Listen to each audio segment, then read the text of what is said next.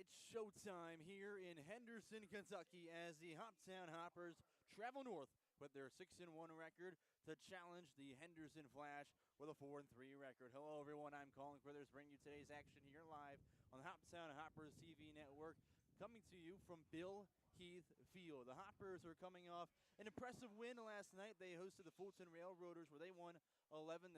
They trailed 6-0 at one point and made it an impressive comeback, 11 unanswered runs for head coach Chris Benny's 101st win with the Hoppers. Henderson is coming off a very different night, though. They also trailed by quite a bit, but could not make the comeback. They hosted Full Count Rhythm right here a night ago, and they lost that game 16-3, as their record now stands, of course, 4-3, just mentioned a moment ago. Let's take a look at the starting pitcher on the mound right now for the Henderson Flashes. We're getting ready for first pitch here at Bill Heath Field. The starter on the mound from Henderson, Kentucky, a redshirt freshman. It is Reed Reinhardt, who played this past spring with Oakland City University, home of the Mighty Oaks. In 14 appearances, he started 6 of those. Went 38 2/3 this entire spring with a 4.66 ERA and a 3-1 record. That's giving up 21 runs, 20 of them earned on 41 hits and 18 walks. He also delivered 23 strikeouts. So now let's take a look at the starting 9 for the Hoptown Hoppers as they're getting ready to approach the plate to begin today's action. Chance Sweeney will be your leadoff batter, playing in left field. Right behind him, Zach Hampton will be playing second base in the 3 spot. Evan Jaco will be the DH today for the Hoptown Hoppers. Nick Johnson in the cleanup spot playing third. Connor Scheidt at first base. Easton Beatty in the 6th slot playing right field. And then to close things out, we've got Alex McGuire in center, Mark Harmon catching. And in the 9th spot, Caden Slaughter, your shortstop. So now the lefty, Chance Sweeney, is getting ready to step in the box, and as he does, we'll look at Reinhardt's stats for the summer so far. He's made 1 appearance, and he started against the Madisonville Miners back on June 1st. He went 4 2/3 in that game, getting the win onto the mound for the Flash. Here's the first pitch, and we are underway. It's in the dirt and over the backstop for the first pitch of the game. But again, against the Miners, gave up only 1 run on 3 hits, 1 walk, and 3 strikeouts. Next pitch outside for a 2-0 count to get us started. Again, to Chance Sweeney at the plate for the Hoppers. He's got a .286 batting average to begin this summer. Next pitch touches the outside portion of the plate for strike 1. Sweeney, a sophomore from Russellville, Kentucky. Waits the 2-1 pitch as it comes in with an off-speed. It's outside, and the count is now 3-1 for Reinhardt as he delivers to the plate still. Reinhardt played at Henderson County High School, has spent his life around here as that one gets up the middle. Is gloved by the shortstop, Noah Briggs. Over the first baseman, Robert Hicks, and Sweeney is on first safely with the E6. That one soared way over Hicks's head and should go down as an error to get us started. Leadoff batter is on for the Hoppers. All you're asking for, you don't care how it happens, a single, a hit by pitch, an error, as we just saw there. It does not matter. One out at the plate for the Hoppers will be number 9, Zach Hampton, playing second today. Steps into the right-handed box to face the right-handed Reed Reinhardt. Stands 6'2" and 205 on the mound. Set from the stretch, and now the pitch to the plate is just too far from missing the corner for ball 1. Hampton did not see the plate against the Flash last time. He actually was a starting pitcher when the Flash were over in Hopkinsville. Had a solid day on the mound. The 1-0 pitch is fouled out of play and backwards. But a good day where he went 5 innings starting. Gave up 6 runs, all earned on 7 hits, but had a lot of offense behind him to help out. He also had 5 strikeouts against the Flash into that game. The 1-1 pitch, it'll have to wait as there's a pickoff move over the first and a tag applied, but Chance Sweeney's back in safely. Hampton's had 9 at-bats so far for the Hoppers. He's gotten 3 base hits, all of them singles. tries the 1-1 coming out to the plate, and it misses downstairs for ball 2. 2-1 runs the count here on this Saturday action of Ohio Valley League Baseball. It's also Super Regional Weekend in the Division I College World Series. Next pitch comes in and misses outside. Throw down the first, back pick, and they got him. Chance Sweeney's out at first. Robert Hicks dropped it, but they'll say it's on the transfer. I'll agree with that one. And now there's one out.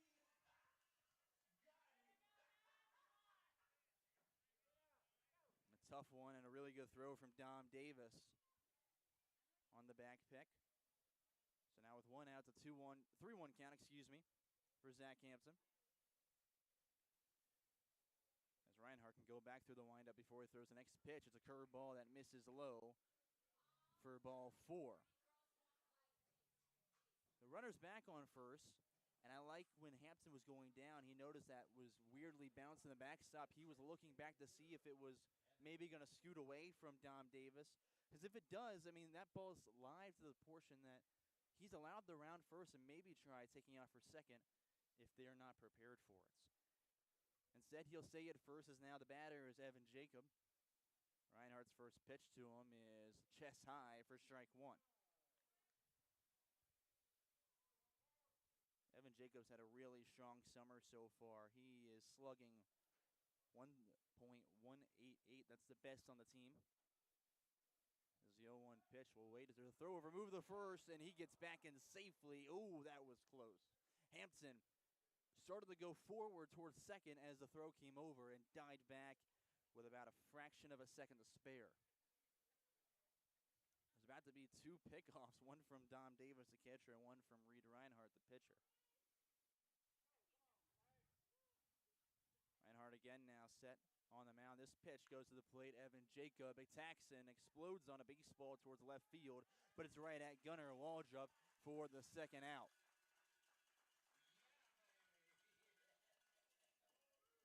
Two outs here in the top of the first as we're still just getting started. Zach Hampton still stands on first base as the cleanup batter, Nick Johnson, walks up. He had a 1-for-3 night yesterday with also 2 walks against the Railroaders. First pitch, the right-handed cleanup batter will see is an off-speed and foul down the right line for strike 1.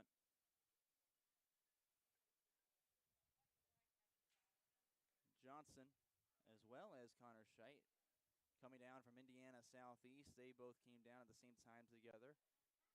Ironically, his college teammate stands on deck in the 5 spot. Hampton, a decent lead off first. Here's the pitch to the plate, and Johnson is fooled on a swing and miss. There's a throw down the first, but no tag applied as Hampton's back in safely. Count now runs 0-2 against Johnson.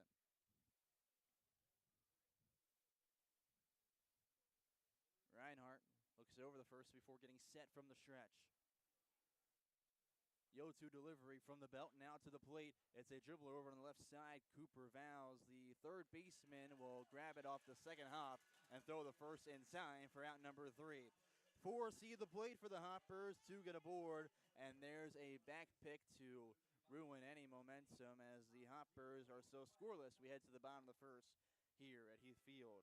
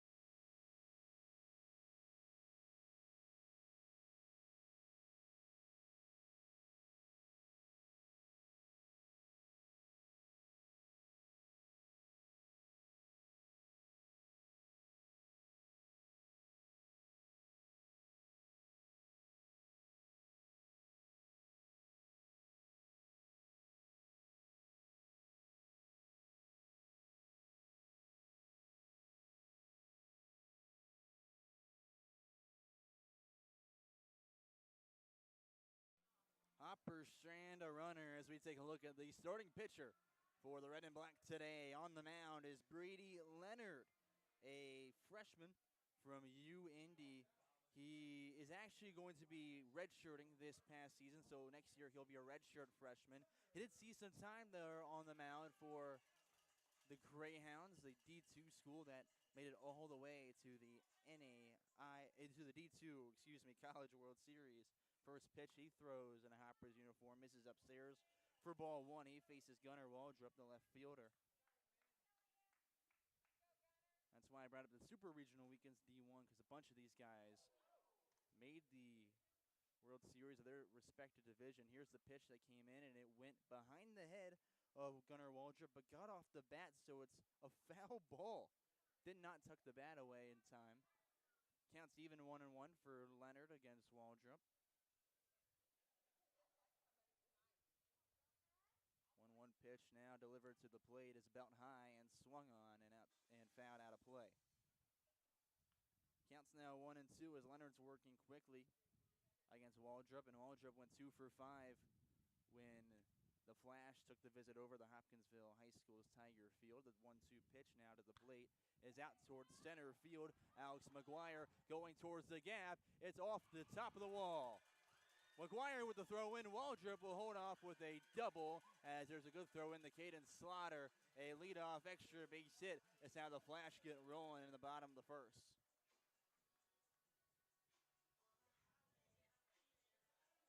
This is Leonard's first appearance again.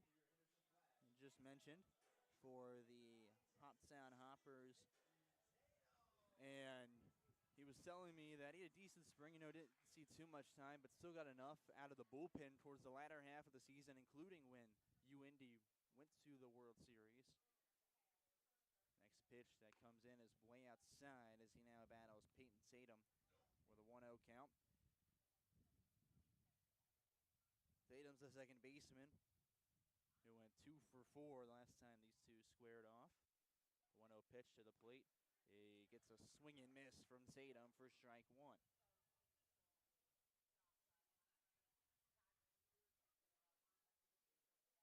Tatum batting .364 so far this summer, as the 1-1 pitch is downstairs for ball two.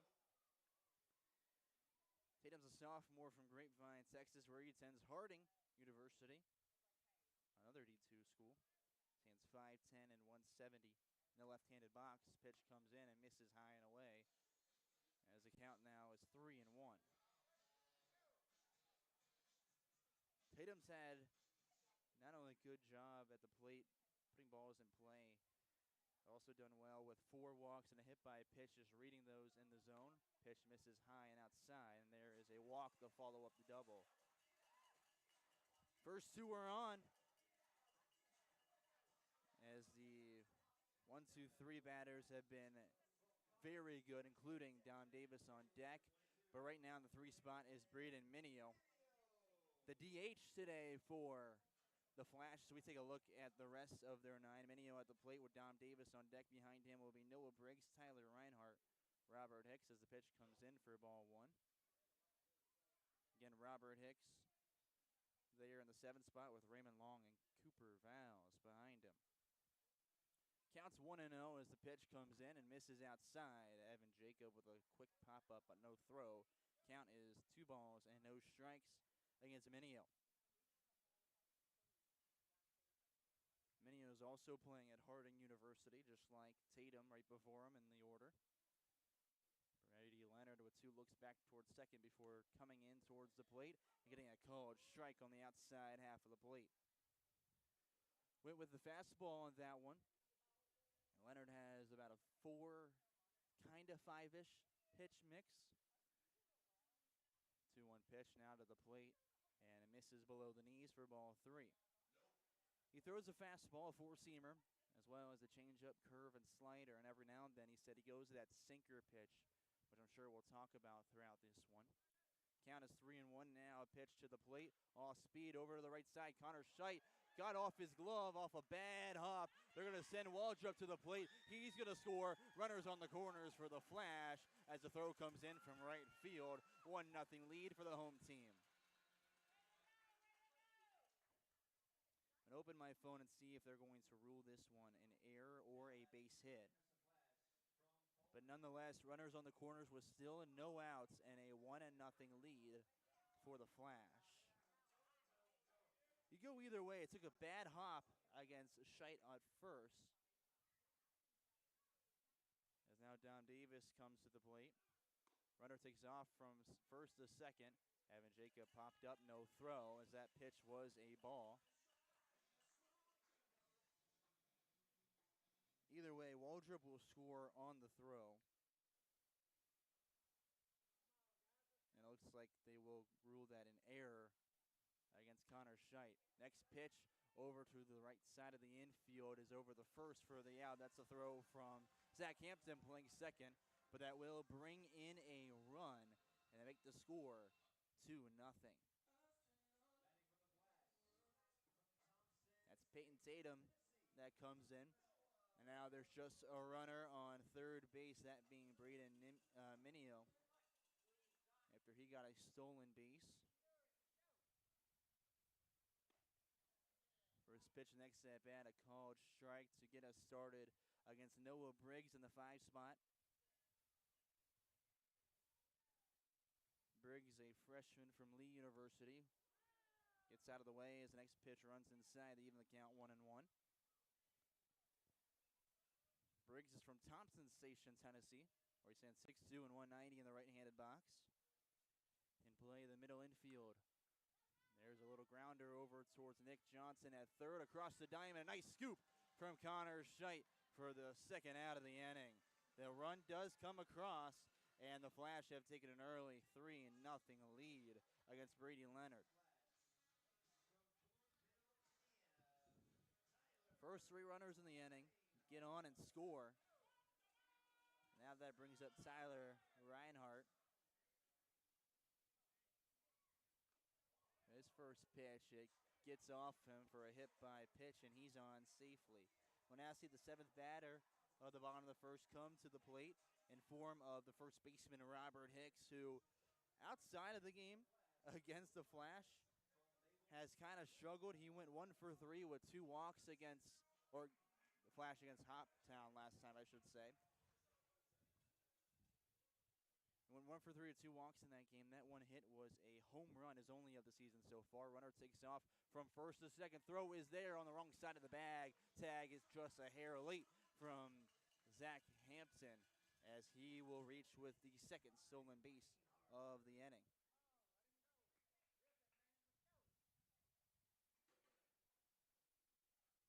Reinhardt, that's his 3rd stolen bag of the season, as the next pitch now to the plate. A swing and miss from Robert Hicks, and the count is now even 1-1.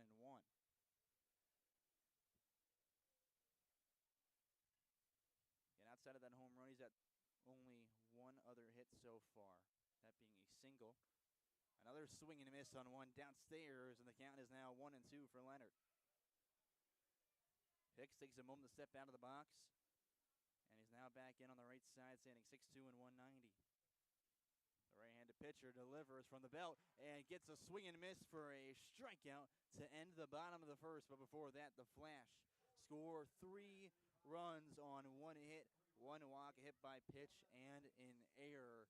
Hoppers got to make a comeback like they did last night. They dig themselves into an early 3-0 lead, as we'll be right back with them at the plate when we return.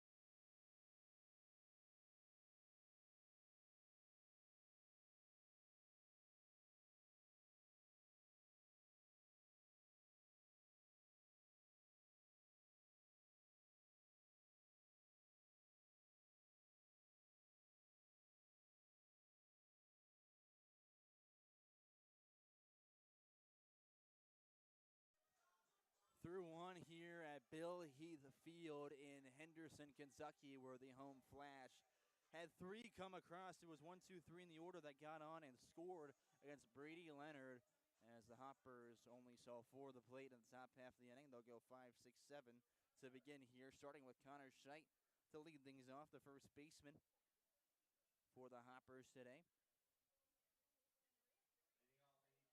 Scheidt's had a strong start to his summer with 3 hits and 5 at-bats, all of them singles. He's running 2 RBIs and has 2 runs for himself so far. The left-handed hitter that faced the right-handed pitcher begins the at-bat with a pitch low for a ball against Reed Reinhardt. Connor Turner, this Hoppers team from last year's roster, swings at the next one, gets under the glove of Reinhardt on the mound, and in towards center field with a ground ball for a leadoff single.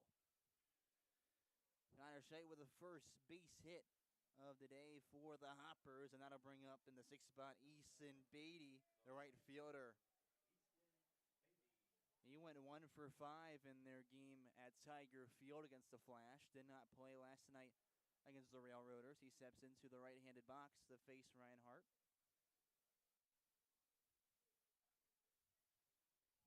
Pause as Reinhardt now set, leg kick and delivers, and that one just below the knees with a fastball over the heart of the plate for ball 1. Nice spot, barely missed though from Reinhardt as he ran him with the fastball. He's been sitting pretty comfortable with that with a few sliders mixed in as well. The 1-0 pitch to the plate goes to the slider and misses outside. Count is 2-0 now to Easton Beatty. Beatty so far this summer has had a really good eye at the plate. He leads this team with 5 walks and also leads them with 3 hit-by pitches. He swings at the 2-0 pitch and fouls it out of play and over the backside of the stadium here. Count is now 2 balls and 1 strike with no outs and a runner on first in the top of the 2nd. The Flash lead 3-0. On deck is Alex McGuire. 2-1 now to Beatty. He'll swing at it again and foul it backwards, and the count is now even, 2 balls and 2 strikes.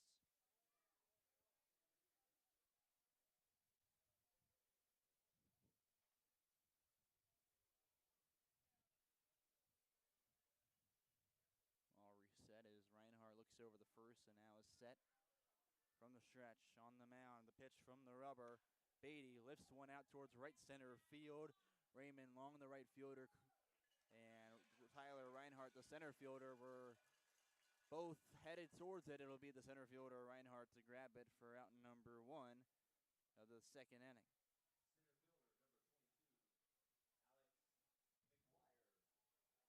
Connor Scheidt stays put on first base, and now Alex McGuire, the center fielder for the Hoppers, steps into the right-handed box.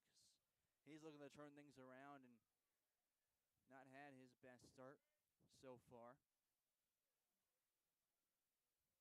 Has a 0.53 batting average for the Hoppers. His first pitch, a called strike on the inside corner, barely catches it for strike 1. McGuire went 0 for 4 when they played the Flash back home. Did not play in last night's game. Run on first, 1 out. The 0-1 pitch delivered now from Reinhardt. It's a broken bat right up the middle. Gets under the glove of Reinhardt on the mound. Glove by the shortstop over the first. They're going to say he is out running over there.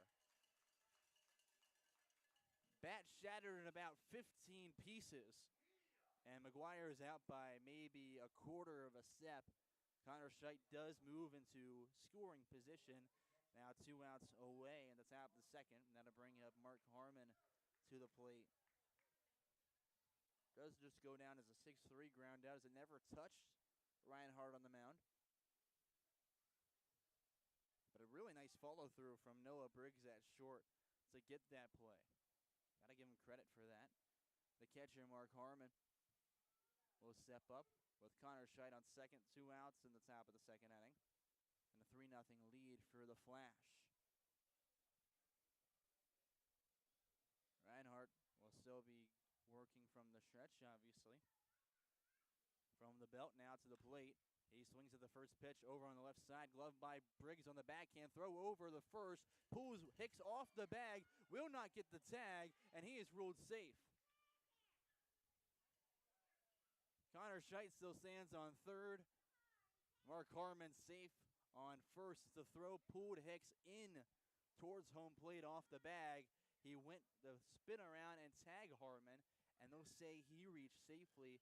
But now the umpires will have a quick meeting to discuss if that is what they're going to rule on that play.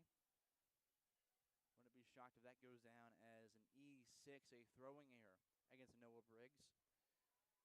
So if the call stands, it'll put runners on the corners with 2 outs and bring up Caden Slaughter in the 9th spot, the shortstop today for the Hoppers.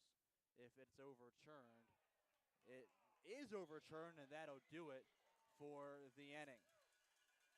Chris Benny's going to come out. We're going to say right here, he is furious with that call, and I want to bring up something he talked about when we returned here in the bottom half of the inning. We're going to say Mark Harmon is out on his way the first. The Flash lead 3-0 as we head to the bottom of the second.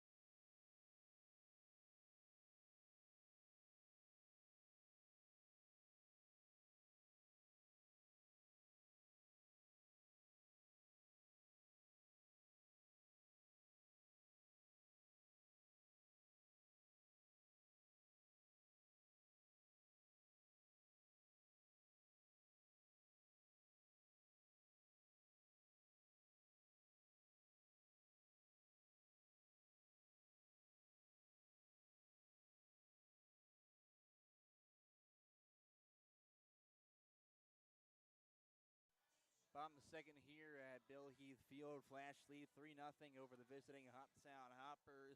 Decent crowd here, split 65-35 in favor of the Flash. And yeah, let's talk about the last half inning there.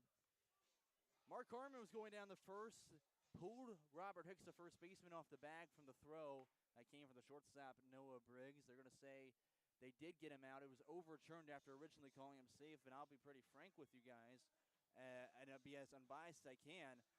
I'm shocked that they were able to overturn that because I don't think anyone else had a good look at that at all. I know the home plate umpire couldn't. Maybe the field umpire did, but no way with the way that Mark Harmon was going up the line. As the next pitch to start the at-bat misses high and away for ball one.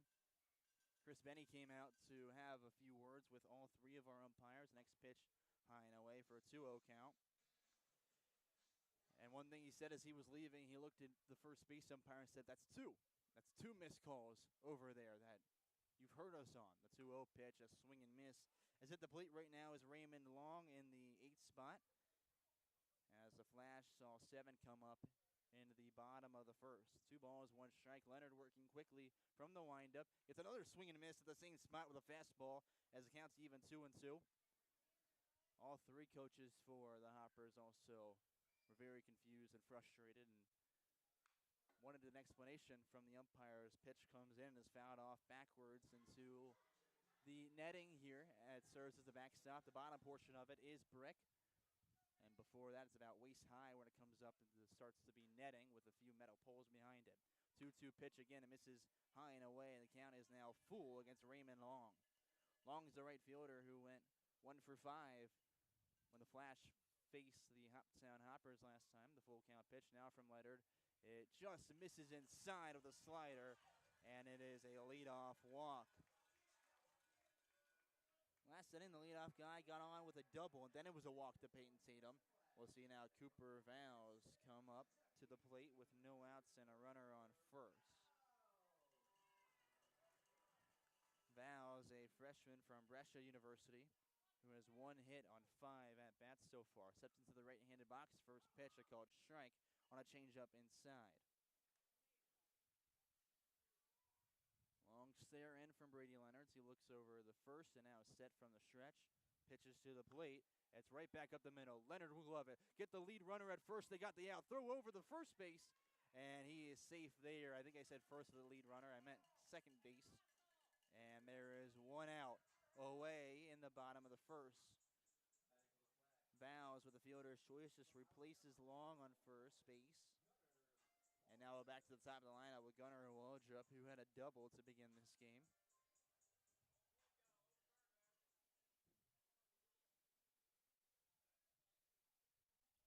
Leonard throw over the first, and there will be no out. He's back in safely. We mentioned an inning ago that Leonard has a 4-ish pitch mix, the fifth one being a little bit of a sinker. He says he only goes with that if his changeup's not really working well, as the next pitch is right down the middle with a fastball to begin the at-bat for a strike.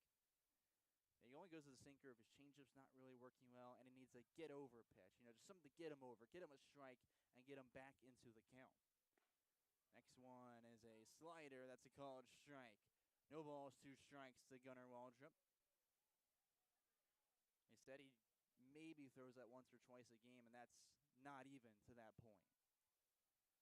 The 0-2 pitch misses upstairs for a ball. Harmon thought about going down with a back pick to first base, but will hold off as Vows gets back in. 1 ball, 2 strikes with 1 out here in the bottom of the second inning. 3-0 lead still for the Flash. Leonard to the plate and goes with the slider that is off the back elbow behind him for a hit by pitch. That's the second hit by pitch for Leonard. And now Peyton Tatum comes up to the plate after he walked against Leonard last time. He's one of the 3 runs so far that's scored. Of course, on deck is Braden Minio, who was the 3rd run. Runners on first and second with 1 out. Pitch from Brady Leonard, high and away for ball 1. He's struggled against these lefties so far, mostly missing high and away against them. Looks in for the sign and gets it from Mark Harmon and is now set. Goes from the belt to the plate and misses again for ball 2. And Leonard did pitch in the Division II College World Series with UND. He said he went in and faced 1 batter, had 3 pitches, and got a ground out on a slider that he threw. As the next pitch, a fastball that's outside for a 3-0 count now. He said even though it was only 1 batter he faced, he gets to now say, hey, I pitched in the College World Series, and it was a lot of fun to get in there and get the out. They were getting blown out in that game. As the next pitch is a called strike to get him back in the zone. They said they were not doing so hot in the game that they were playing. And they said, you know what, we'll just get the freshman an inning. Why not while we're here? Next pitch is outside, and the bases are loaded after the walk. Cooper Vows moves to third. Gunnar Waldrop on first. Tatum on first after back-to-back walks. That being the third so far for Brady Leonard, as Max Kirby will walk out there. Leonard said, you know what, I'm looking out there to just have some fun today. I don't want to take myself too seriously because it's summer ball. And for a lot of guys, summer ball is time where you can let loose, have fun, enjoy baseball for what it is. But he definitely still mentioned, I want to go out there and do my best. I want to make sure I have a great game, and I want to try really hard, especially after he learned that, you know, there might be some tensions between the two Swans, but he wants to go out there and do his best and make sure he's having fun with it. And there's a few times that the Henderson PA has been playing some very interesting songs, and I got to give him credit for it. And he smiled out there, realizing, hey, I don't know if I want the Wild Thing title. I'm going to try to turn that around. But he now faces bases loaded with only 1 out in the bottom of the second after the meeting with Max Kirby is adjourned. And at the plate now is Braden Minio. First pitch to him with the at-bat, swung on and fouled out of play for strike 1. Minio reached on an error from the third baseman, Connor Scheid. It was a grounder over to him that popped up and hit off the base of his glove and into right field. 0-1 pitch now from Brady Leonard is also fouled out of play on the left side, and Leonard gives himself an early 0-2 count against Minio. Minio from College Station, Texas, who stands 6'2", has a .391 batting average so far. 0-2 pitch to the plate. A swing, a foul tip, and into the glove of Mark Harmon for a second strikeout for Brady Leonard's evening. That'll bring up now the catcher, Dom Davis, in the cleanup spot. And assistant coach Bobby Irving pointed him out as the guy they have to watch no matter what. He said, there's a lot of talent on this Flash team, but Dom Davis is one of the strongest bats at the plate. His first pitch is a ball inside to begin his second at-bat. He grounded out to the second baseman, Zach Hampton, back in the first inning. The 1-0 pitch is another broken bat up the left side and just fouled the chalk. He snapped it at the handle, and it went all the way to the edge of the infield past the third baseman, Nick Johnson. My goodness, so we've already seen now 2 broken bats in this game. So the count will be 1-1 with 2 outs and bases still loaded. Minio so far has 9 RBIs on the season. Or it's not Minio at the plate, excuse me, Dom Davis at the plate so far has 1 RBI, but a .375 batting average. Count 1-1 with bases loaded. The pitch is upstairs for a ball, and the count is now 2-1 to Dom Davis, a junior at Harding University from Bowling Green, Kentucky, where he stands 5'10", 185 in the right-handed box. 2-1 pitch to Dom Davis, drives it off speed, high and in, and misses. Count 3-1. If he throws one more ball, that would be the 4th run. But one more out would strand the bases loaded. 3-1 from Brady Leonard to the plate. A swing and miss from Davis, and the count runs full. So far, this inning has been a walk, a reach on a fielder's choice, a hit by pitch, another walk, and then a strikeout for the second out as the bases are loaded, and this is where we're at. The 3-2 pitch from Brady Leonard, low and away, and that will be ball 4. Run comes across the plate, and the score is now 4-0. Remember a night ago, though, the Hoppers trailed 6-0. Were able to make a comeback as they had 11 unanswered runs. Now Noah Briggs will come up to the plate for his second time today. This is also after the Flash had a struggle at the plate last night. First pitch of the at-bat, fastball outside for ball 1. They lost 16-3 against the full count rhythm right here in front of their home fans.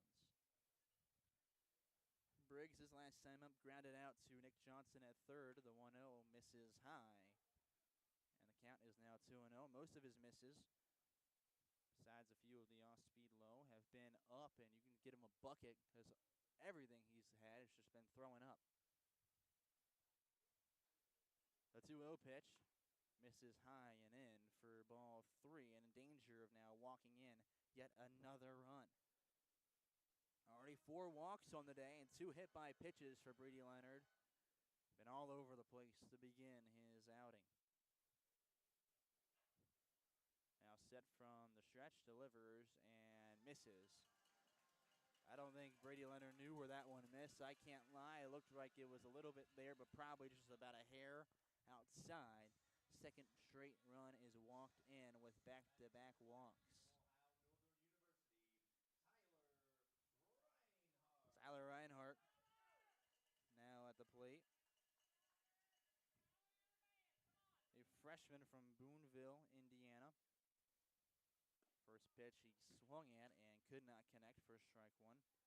Reinhardt plays at Ohio Northern University. Stands 6'3" and 205 in the box. 0-1 pitch now from Brady Leonard is fouled off backwards, and he's got him at an 0-2 count. Bases still loaded. The score is 5-0 in favor of the Henderson Flash, who are 4-3 so far in the year. Brady Leonard, remember, trying to get through this one because the Hoppers don't have much pitching depth. The next one is fouled out of play on the right side and near the party deck. Out of play over on the right side, right next to the Henderson Flash dugout. They said that was sponsored and helped to be built by Lowe's, so they call it the Lowe's Party Deck, where fans are gathered and able to watch the action. 0-2 pitch from Leonard is in the dirt for ball one. Decent pitch there. Trying to get on the chase, but he'll hold off from swinging. Counts 1-2 with 2 outs in the bottom of the second. Leonard still working from the stretch as she delivers the next one, and off speed over on the left side. Nick Johnson will grab it, throw over the first in time, right to the chest of Connor Scheid at first for the third out. Well, there was a struggle on the mound for Leonard there. 3 walks, 2 back-to-back to bring in a pair of runs as the Flash now lead 5-0 as we've played 2 here at Bill Heath Field.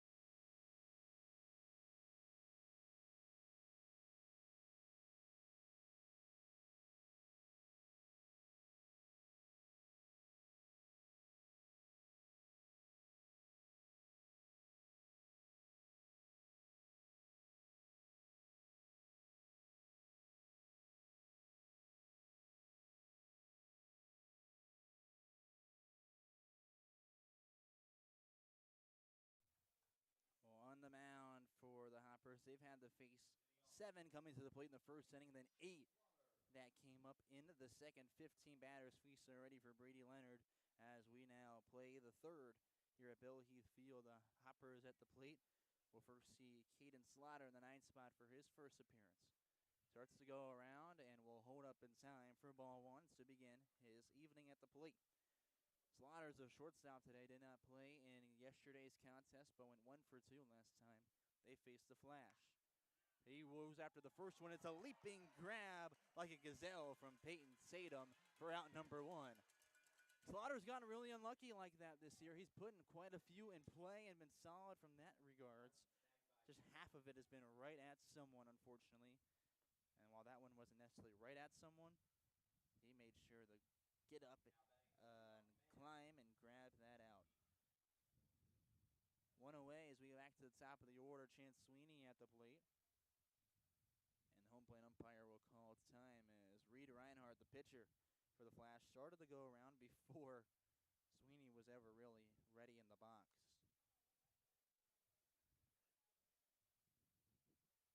First pitch of the second at-bat is a called strike in the corner. Count is 0-1. Sweeney began the game reaching with an E6. It was a throw from the shortstop, Noah Briggs, that pulled Robert Hicks off the bag. This one out towards left center field. Long chase towards the fence, and it clears it. A solo home run as Chance Sweeney tripped around first, but will have plenty of time to come all the way around for the Hoppers' first run of the game. I'm sure he'll hear about that when he gets back to the dugout, but the most important thing he'll hear is that he's got his second home run of the season for the Hoppers.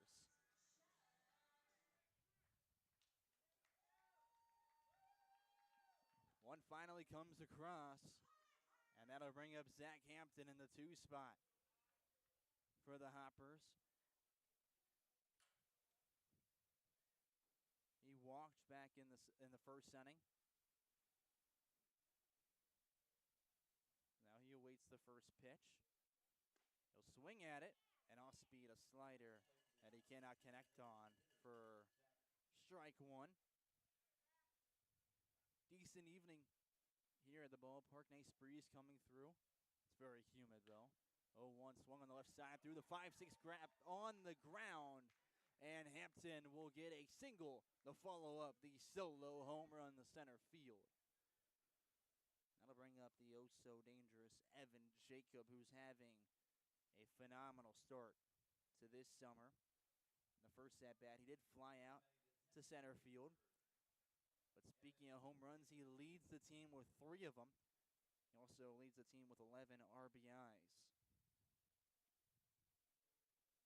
In the right-handed box, his first pitch you'll see to begin the at-bat.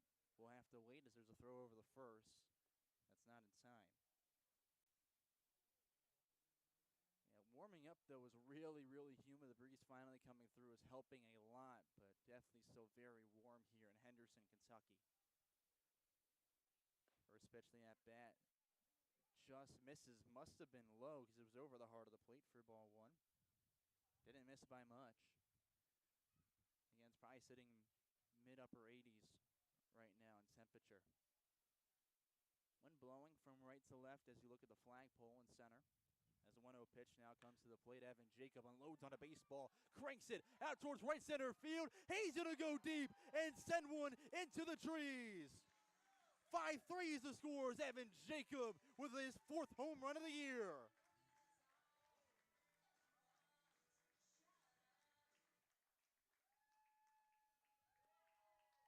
Evan Jacob now with 13 RBIs, 6 runs, and he crosses the plate to cut the deficit to 2. And ladies and gentlemen, we've got ourselves yet another ball game here in Henderson, Kentucky. They gave up 5, but just like last night, they are coming back quickly. They exploded in the 6th inning with their second hit. It was a bunt from Cade Wall in the 9th spot. Then after that, they were rolling from there and had 11 unanswered and only 3 innings of work. As now there's a meeting on the mound between the starting pitcher, Reed Reinhardt, who's given up a pair of bombs, and the pitching coach, Logan Haslam, who again was the 2024 Ohio Valley League Pitcher of the Year with a 53.2 innings of work and 59 strikeouts on 16 walks. He's a guy who knows how to get in the zone and refocus on the mound. You see him talking out there, and that's got to be the message he's sending. Just refocus and know that you sit in the zone, you sit low in the zone, and everything will work out for you. Well, we have a moment. Let's look at some of the scores from around the league. Obviously, we're 5-3 here. Madisonville Miners are now playing the full count rhythm at full count. The score is 0-0 right now. The Paducah Chiefs are also traveling on the road to face the Fulton Railroaders. That game is also tied, but the score is 3-3 instead of scoreless, as that game between the Chiefs and Railroaders is in the bottom of the 3rd. Meeting is broken up by our home plate umpire, and now we're back to action with the cleanup batter, Nick Johnson, at the plate. He grounded out to the 3rd baseman last time. But no one on, 1 out. As Reinhardt now delivers the first pitch. Johnson over on right field, and that will be just out of play for strike 1. He put it right down the line originally, but it had a massive tail, which you expect from a right-handed hitter. When they poke one to the right side, it comes off the bat in a certain way with a spin that naturally tails it off that way. The only way a right-handed hitter won't have that sort of tail on a ball is if they dramatically pull it right down the left field line. The 0-1 pitch now to the plate misses in the dirt on a slider. Counts even 1-1. On deck behind Johnson is his Indiana Southeast teammate, Connor Scheidt, the first baseman.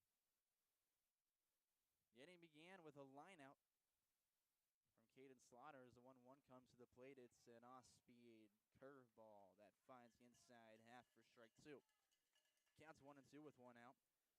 And Slaughter had that line out to the second baseman, Peyton Tatum, that he barely got up to. And then it was a home run, a single, and then a 2-run shot from Evan Jacob. The 1-2 pitch to the plate misses downstairs and froze Nick Johnson. He held up to make sure it was called a ball. And now we'll reset in the right-handed box.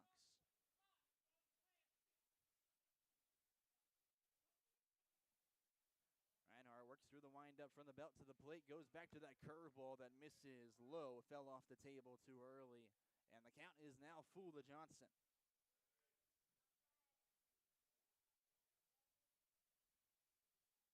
The Hoppers in their 6-1 record have outscored opponents 57-36 so far.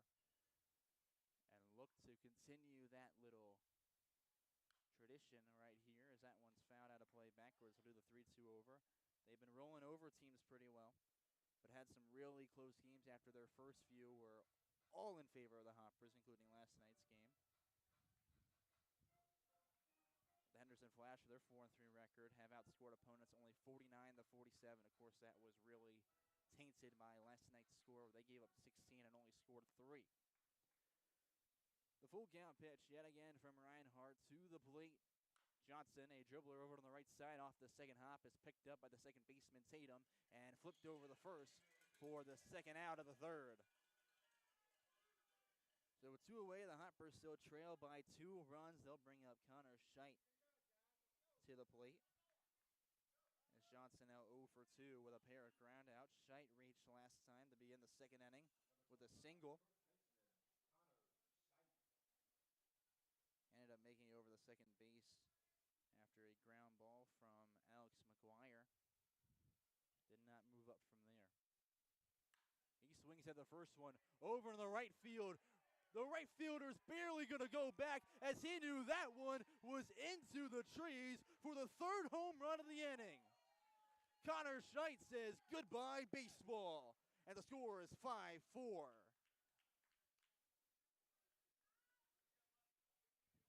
My goodness. The Hoppers decided this inning was the home run derby light show for the Henderson fans. The 3rd home run already. That'll bring up Easton Beatty to the plate. Go back to pregame. They sent a few over the fence, but nothing ridiculous outside of Reed Hayes, who's not in the starting 9 today. He put one in the top of the tree line in left center field over the Farmers Bank and Trust sign. Now Easton Beatty begins his at-bat with a curveball for strike 1.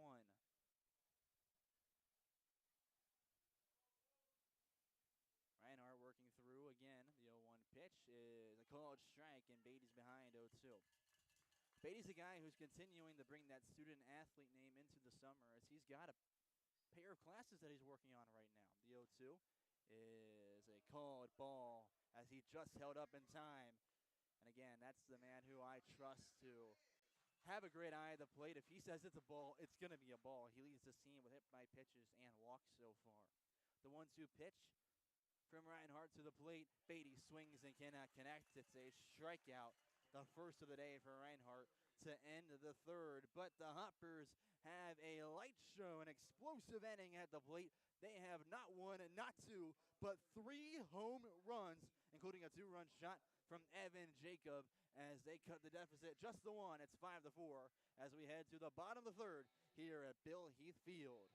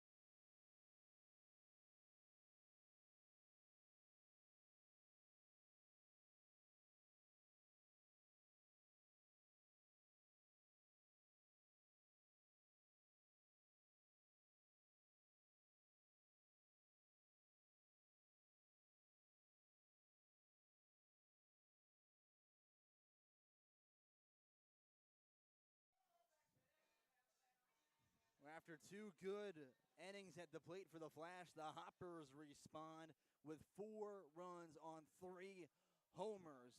They had one, a solo shot from Chance Sweeney, a 2-run homer from Evan Jacob, and then a no-doubter from Connor Scheidt as the right fielder just turned and watched. That gives Brady Leonard, the starting pitcher, all the confidence he needs right now to go out there and settle back in after his 2 innings. He saw 15 batters come to the plate. The first pitch now, the bottom of the third, goes all the way to the backstop above the head of Robert Hicks to lead things off. The only man who did not come to the plate in the second inning. As the 1-0 now delivered and gets off the front leg of Robert Hicks. There was hit by pitch number 3 for Brady Leonard as they look to give the Flash their first scoreless inning and keep their lead right at 1 run. The first guy gets on with no outs, and now Raymond Long comes to the plate. Digs in for the Flash. First pitch of the at-bat, a called strike that touches the outside half of the plate. Brady Leonard made a little face as if he thought that would have been called a ball, an inch off the plate. Nonetheless, he gets the strike as he delivers the 0-1. That one is definitely outside, even as the count 1-1. Long, a freshman in Rock Valley College, who's from Muhammad, Illinois.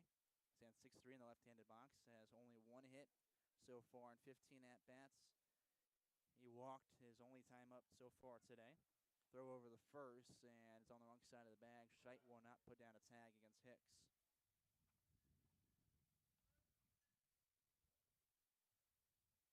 Long look in as Leonard now set for the 1-1. Goes through that curveball, and it slips out of his hand and misses outside. He snapped down hard enough that you could see the spin on it, but it popped out of his hand too early, and that's why it kind of sits way out there and then starts to curve back in, but doesn't curve enough because it didn't hold on to the ball long enough for it to do so. Next pitch is in and fouled into the netting backwards, and the count now even 2 balls and 2 strikes.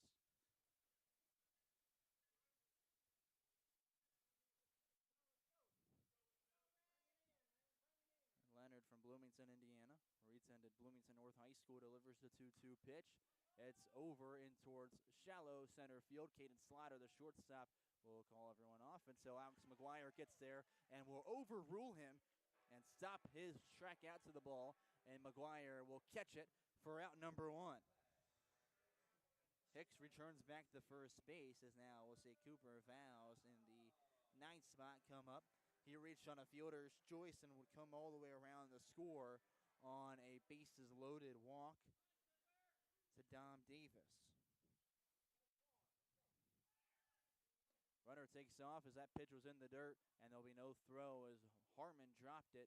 Hicks has the stolen bag. It's the 3rd swipe of the game for the Flash. And again, that ball in the dirt for ball 1 to begin the at-bat against Vows.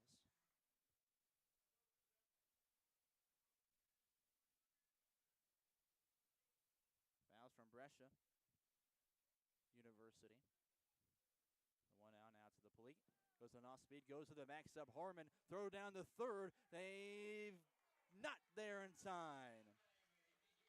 Robert Hicks sliding on the backside of the bag was extremely important. Otherwise, he would have been out there. Decent throw from Mark Harmon. Instead, the count now 2-0 with a runner on third and a second stolen base. That's already 4. 2-0 now to the plate.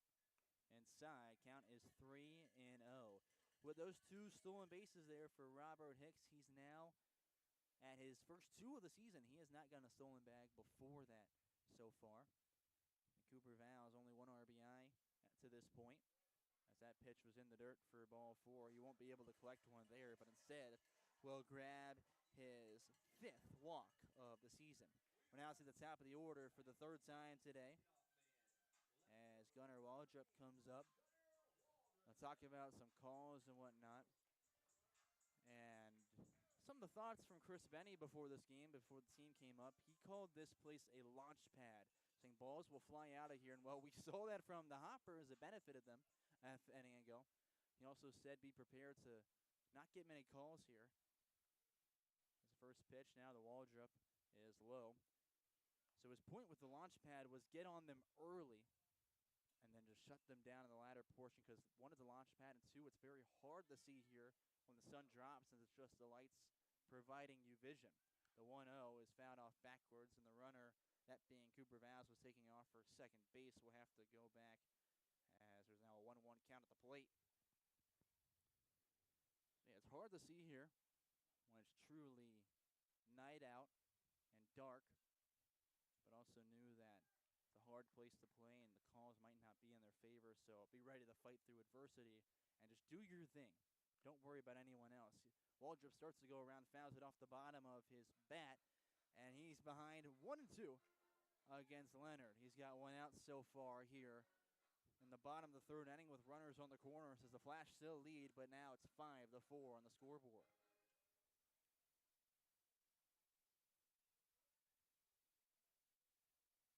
I think that's also why Chris Benny came out and had that longer conversation after Harmon was called out going the first. The 1-2, and it barely clips Gunnar Waldrop off his elbow guard, and that will put the bases juiced for the Flash yet again.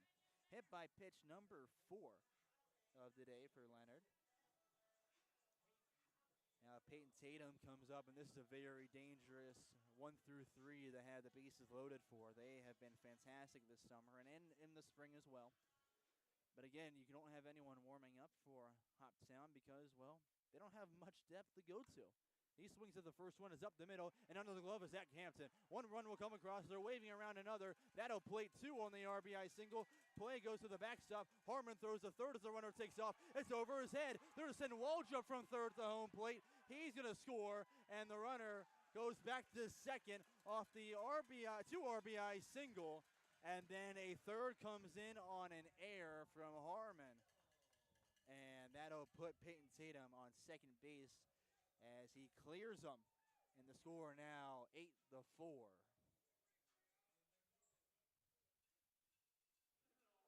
An ugly spot there. Harmon would have had to made a perfect throw to get the out at third base, so it would have had to been in a miraculous play to even grab him. Instead, it results in another run, as that'll do it on the day for Brady Leonard. He goes 2 1/3 as the score is 8-4. When he leaves, we'll see the new pitcher in a moment when we return.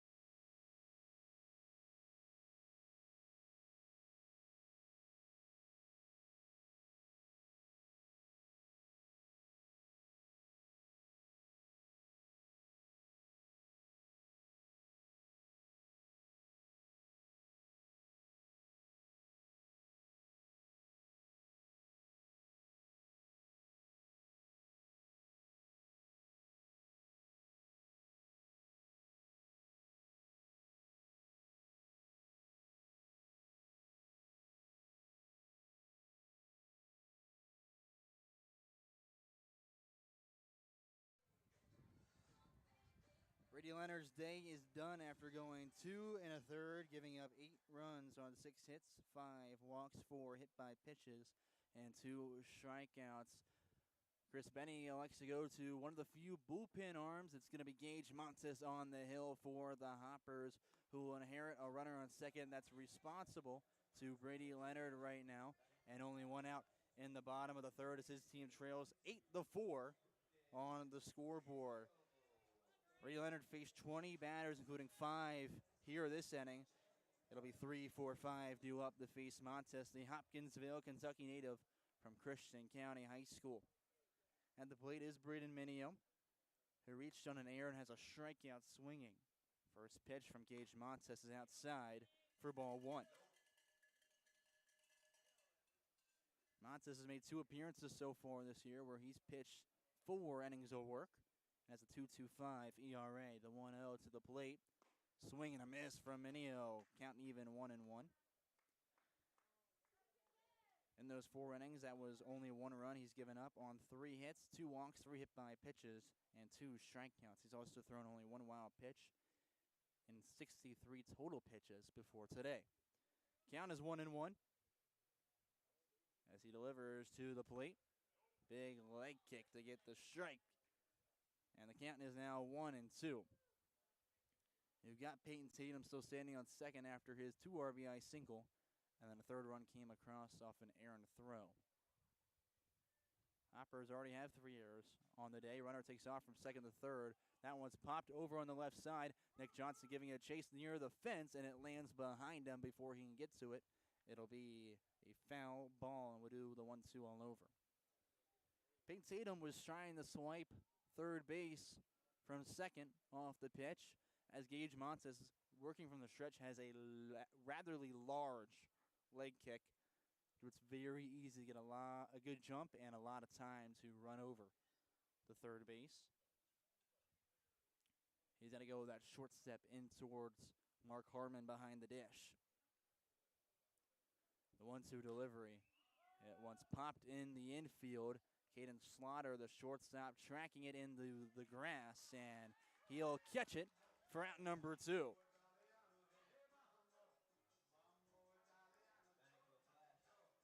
Montez gets the first out with a pop out, and now the cleanup batter, Dom Davis, steps up to the box.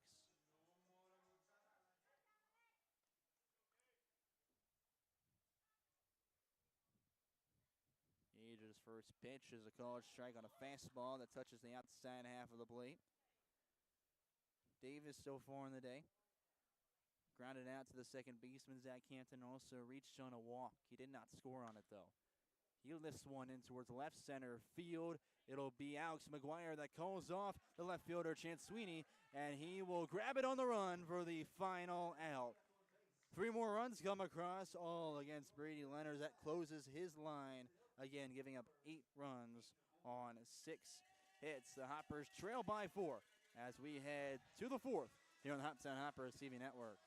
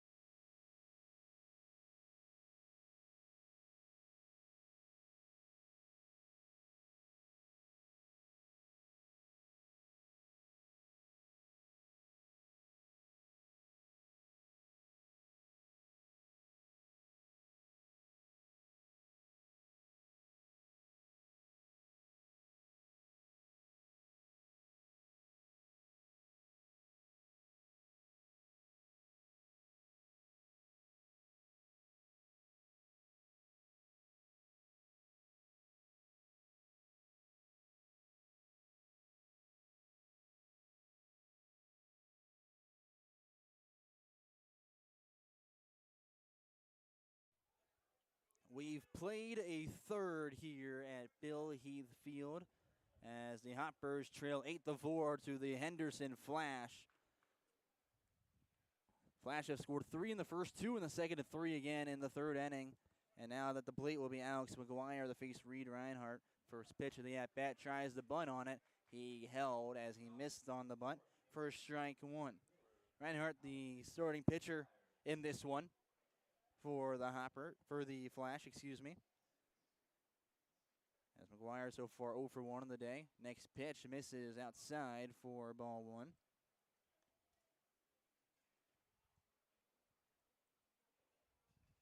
An 0 for 1 start is a ground out to the shortstop. Next pitch called strike at the knees. Count is now 1-2 against McGuire. McGuire, actually a cool guy from the fact that he has ran his own social media baseball account. He swings the next one and cannot connect. It's a strikeout, his 8th of the season. But to finish that on McGuire, runs his own baseball social media account, actually. It's called Elite Dingers. You can find it on Instagram, everything. TikTok, who knows. He's got over 430,000 followers across all of his platforms. Mark Harmon at the plate, first pitch outside for ball one. He's been running it for a while, just has a lot of fun with it. And he gets all the main accounts in college baseball. They even send him work. Mark Harmon puts one up the middle, gets past a diving Noah Briggs at short into center field for a one-out single for Harmon. Yeah, we saw on the other day USC was finishing their regional finals, and they were sending him DMs of stuff to collaborate on. So he's done a lot of cool work, and he's been very successful with the page. Well, with Harmon on first, the 9th spot. Caden Slaughter will come up to the plate. He's 0 for 1 with a line out to Peyton Tatum at second, who went up and climbed the ladder to grab it. That one goes to the left side. Vows at third, grabs it over the second for one out, over the first for the second. They've got the 5-4-3 double play to end the inning. 3 coming to the plate for the Hoppers, but nothing comes across. They still trail by 4 as we head to the bottom half of the 4th here on the Hoptown Hoppers TV network.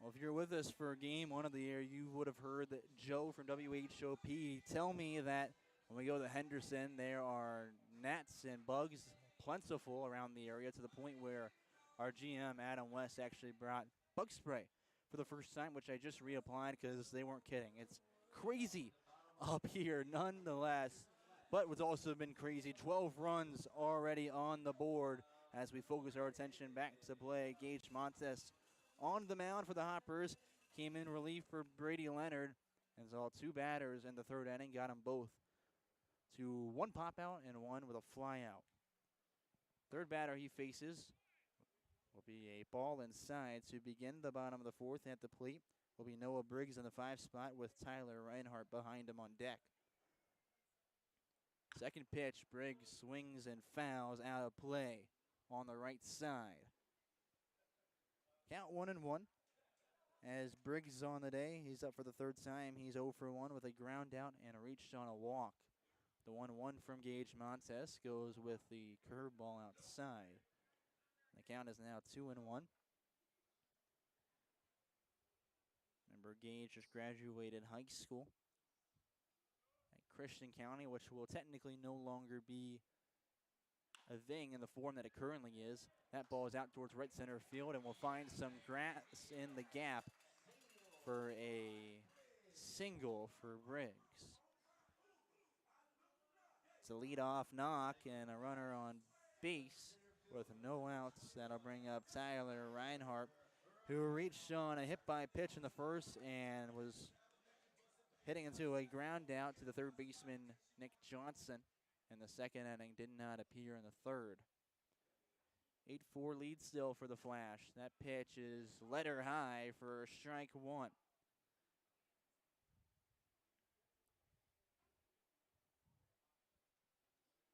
Gage Montes committed the play at Fried Hardeman, home of the Lions, as he lets one rip into left field. This one going back towards the side and left center and is caught on the wall by Chance Sweeney. Lifting out his hand to see where the wall was, and he about collided with it before he eventually caught up to the ball and snagged it for out number one. That brings up Robert Hicks, the first baseman, with one out now, and the runner is still on first in form of Noah Briggs. Hicks so far in the day, 0 for 1 with a hit by pitch that he came around and scored on after that fiasco last inning. Runner takes off from first to second, pitches a ball inside.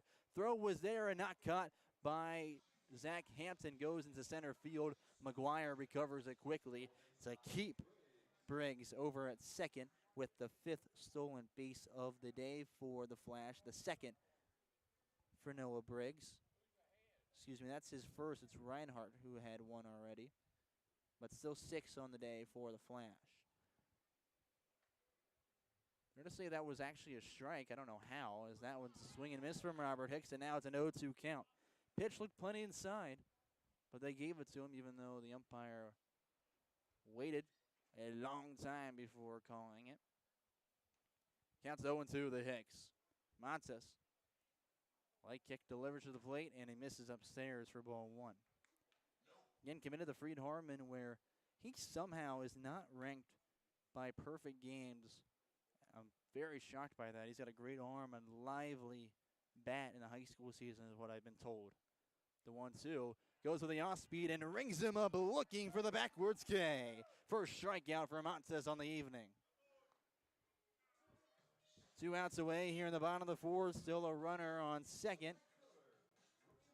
And now Raymond Long comes up to the plate. He's got an 0 for 1 start to the day, while also reaching on a walk in the second.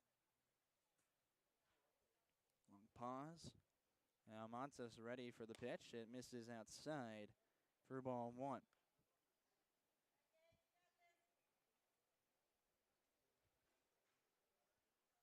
Had a good high school season where they lost in regional finals to UHA. As the 1-0 comes in, it's an off-speed for a college strike, count even 1-1. And soon enough, when UHA season is over, which might be today's, I don't know the score of the game they played much earlier in the Elite Eight of the Kentucky State Tournament. 1-1. It misses somewhere. And the count's now 2-1. But once that season's over for UHA, 2 of their players, Jaden Miles and Hunter, will come in as that one misses upstairs, count 3-1. And they might have some bragging rights over Gage Montes again as they beat them in 3 games to go to the state tournament. The 3-1 pitch misses downstairs, and he's on with the walk. I'm so sorry if you heard that. I tried muting in time. I don't think I did. I'm so sorry.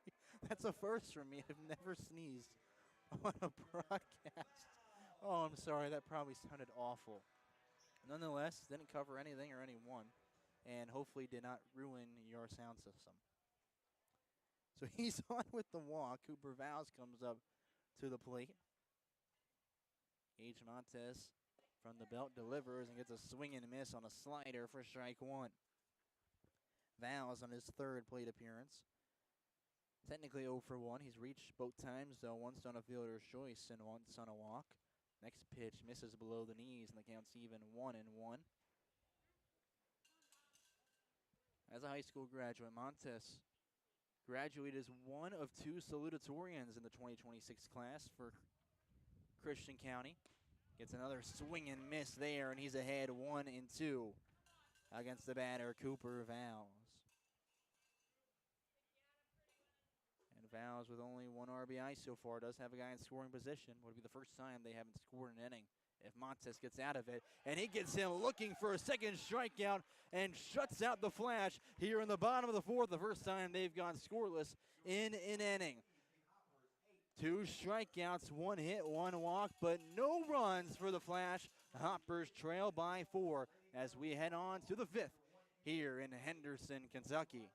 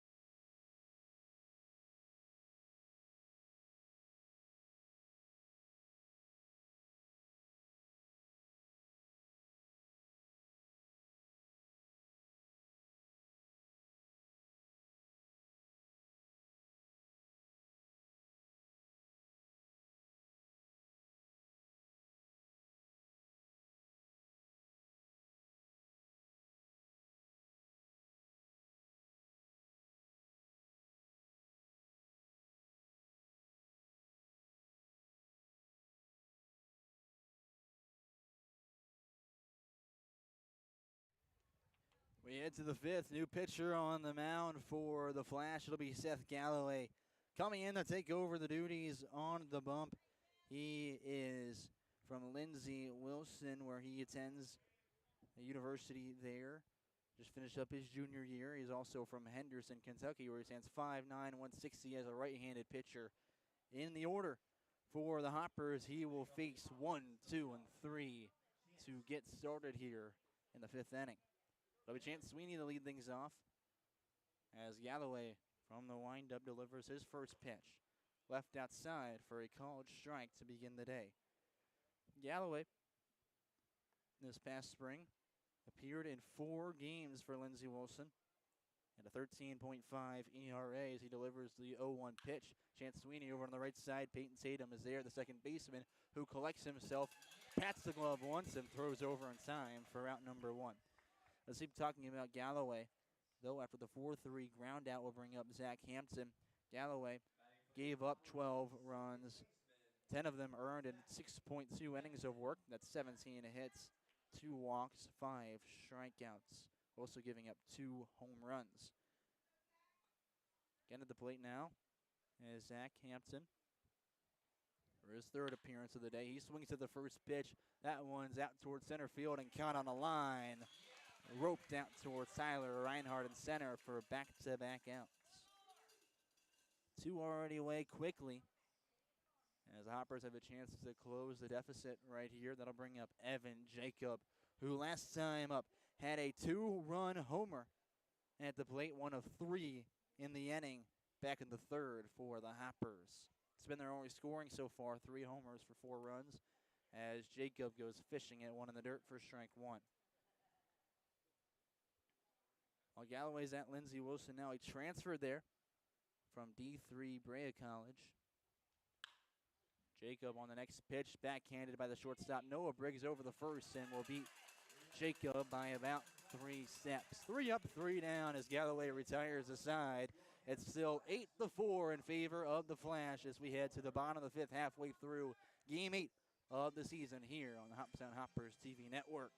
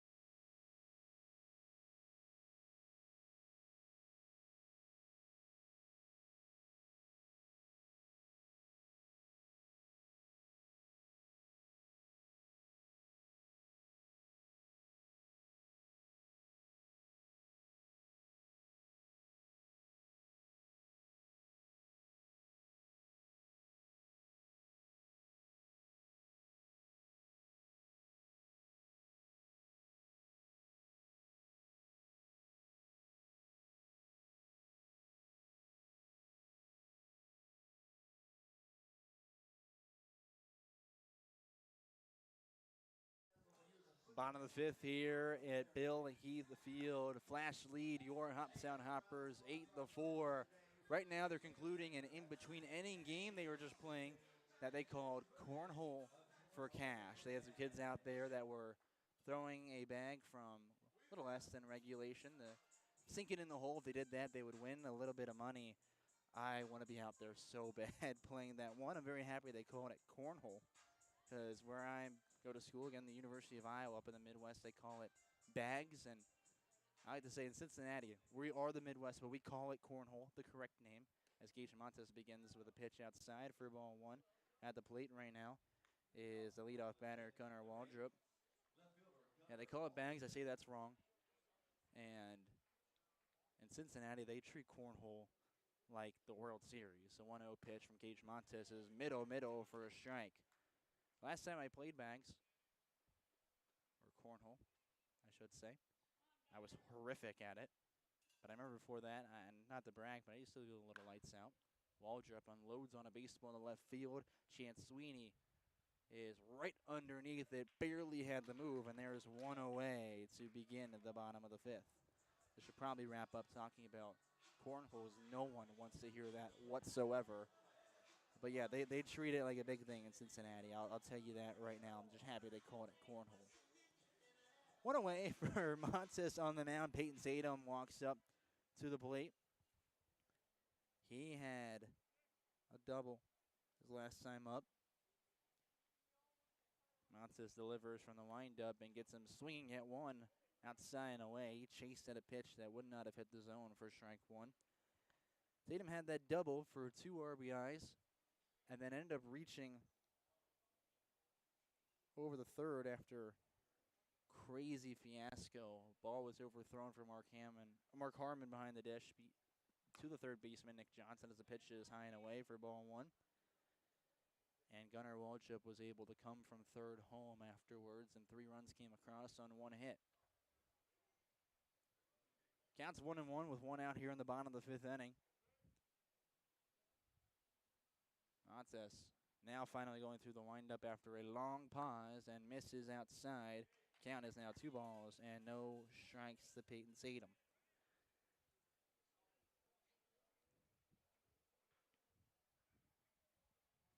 a Texas native at the plate awaiting the 2-1 pitch. It's a slider that runs too far inside. Count now 3 balls, 1 strike. Too much horizontal movement to be called on that one. As Tatum at a 481 on base percentage heading into this game. As he puts one over on the right side and right at Zach Hampton. He catches it at the chest and line out for out number 2.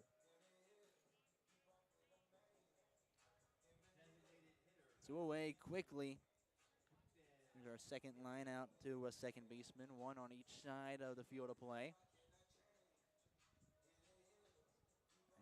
As now we'll see Braden Minio step up in the left-handed box. No one on and 2 outs to face Gage Montes. He came in the bottom of the third, got 2 straight outs. The only 2 batters he faces, he goes upstairs with a pitch for ball 1. Then an inning ago, he saw 5 come up to the plate, 1 man in scoring position, 2 backwards Ks, and no runs. On 2 up, 2 down as he gets a swing and a miss, and now the count is even, 1 ball, 1 strike. Looking to go 3 up, 3 down after the Hoppers back in the top half of the 5th were retired in order. 1-1 from the belt of Gage Montes, misses high and away. He released too early on that one, and now the count is 2 balls and 1 strike.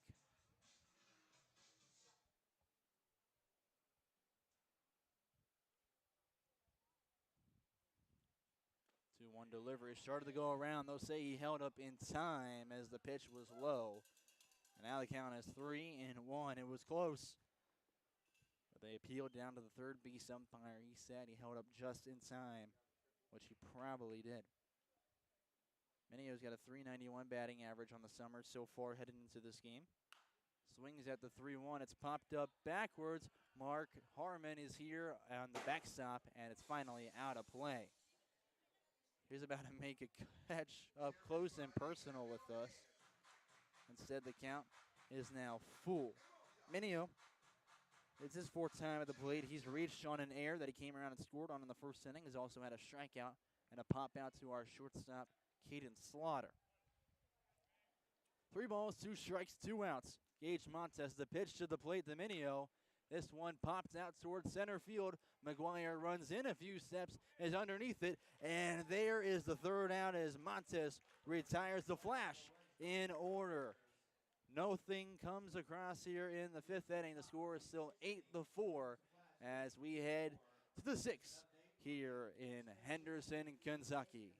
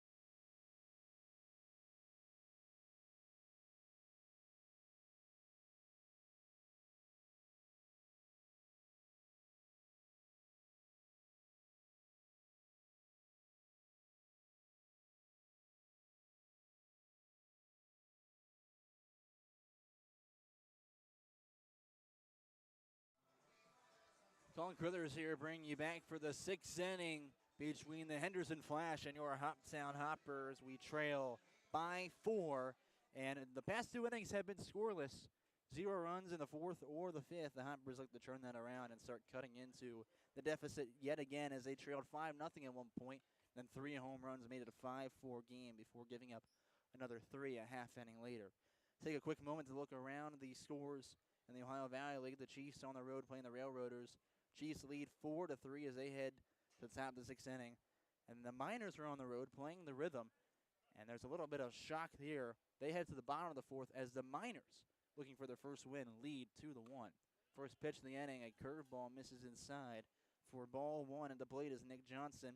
facing Seth Galloway, still out there on the mound for the Flash. He came in an inning ago and went 3 up, 3 down in the top of the order.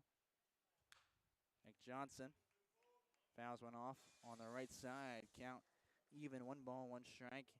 Johnson in the 4th spot, getting his 3rd plate appearance of the day. He's got a pair of groundouts, one to the 3rd baseman and one to the 2nd baseman, Peyton Tatum, so far. Wind up for Galloway to the plate. It misses downstairs. Counts 2 balls and 1 strike. Getting on deck behind Johnson will be Connor Scheidt. And then Easton Beatty will be in the hole, and that'll be the minimum that we see come up to the plate for the Hoppers here in the top of the 6th.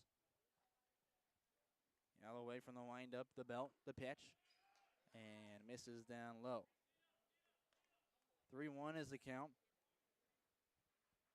Something that Chris Benny also said that just heard is that Hoppers have been feeding off some good energy from the dugout. They've been getting loud in there throughout this game, including right there. You heard Cole Reynolds a little bit, encouraging Johnson as he puts one down the left field line, gets into the outfield. Johnson rounding first and will hold up as the throw comes back in with a leadoff single, his first base hit of the day. He'll bring up his college teammate, Connor Scheidt. The runner on first and no outs here in the top of the 6th inning. Scheidt, a 2-for-2 day so far. He's got a single and a solo home run to right field over the John Deere sign. Replicating here could cut the deficit in half. An off-speed pitch misses outside for ball 1.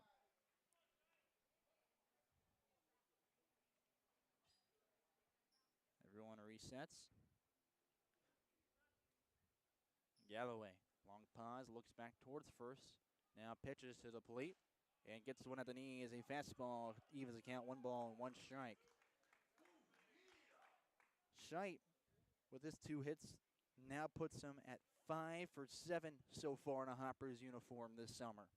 Joined the team late after Indiana Southeast made a run to the NAIA World Series. Now the 1-1 comes in, the off-speed misses high, 2 balls and 1 strike. Indiana Southeast, they won their River States Conference regular season championship as well as the tournament championship for the first time since 2022. As Galloway now delivers the 2-1. It's another fastball that paints the corner and evens the count, 2 balls and 2 strikes. Indiana Southeast, after that, they swept the opening round of the NAIA tournament before heading to the World Series, where they won their first 2 and dropped the next 2, including to Tennessee Wesleyan, who went on to win the whole thing. Pitch is in the dirt and blocked by Dom Davis. That'll hold Johnson at first base, but the count now runs full against Scheidt. Can't wait to talk about Wesleyan a little bit more, especially when Jaden Miles joins the team, who's currently still finishing his high school season, or it might have finished earlier today, don't know the score, for University Heights Academy. He's committed to play at Tennessee Wesleyan next year. The 3-2 pitch, Scheidt grabs a piece of it and fouls it off to stay alive.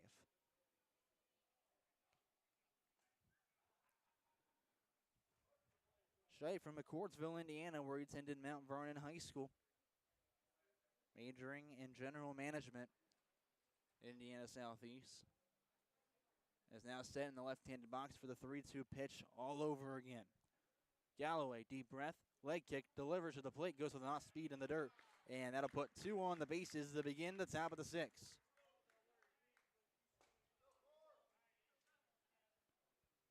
Now that'll bring up Easton Beatty to the plate with 2 on and still and no outs. That's walk number 1 for Galloway. Now on deck is Alex McGuire, who currently represents the game-tying run. Beatty so far in the day, 0 for 2 with a flyout and a strikeout swinging.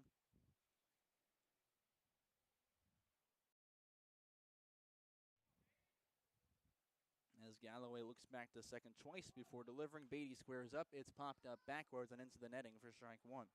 Lucky they didn't pop it out forward. Galloway had a good read and charge in after it. I mentioned it briefly earlier, but Beatty continuing that student-athlete name into the summer. While playing for the Hoppers, he's also taking 2 classes online at Vol State Community College, one being Tennessee history, and the other being criminal justice. It's a really good option for college students to get some college classes, some online work done, so they're able to do other things and stay on track, something I had to do. As the 0-1 squared around, Beatty held onto it, could not connect, and it's strike 2. Runners stay put on first and second as Beatty's in an 0-2 hole and probably would not be squaring around here because if he does and fouls it off, that is an out.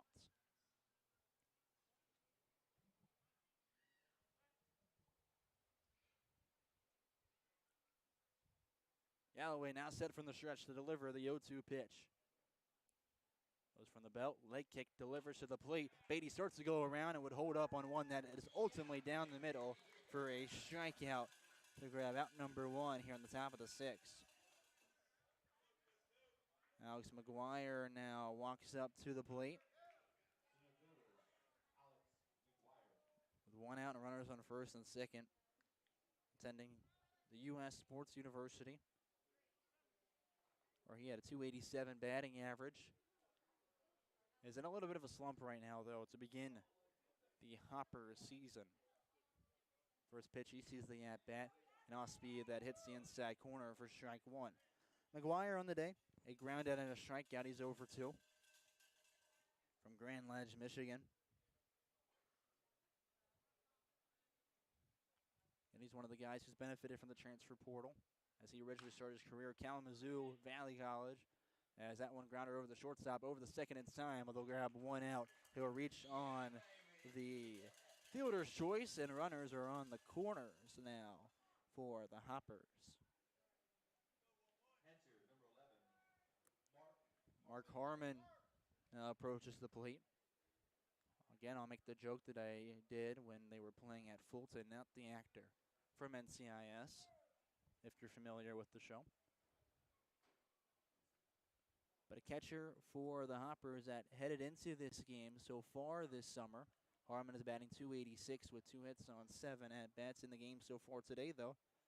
He does have a hit, which would put him 3 for 9, as he's 1 for 2 with a ground out as well. First pitch of the at-bat misses low and in for ball 1. So currently, my math would be correct. He'd be batting .300 for the Hoppers.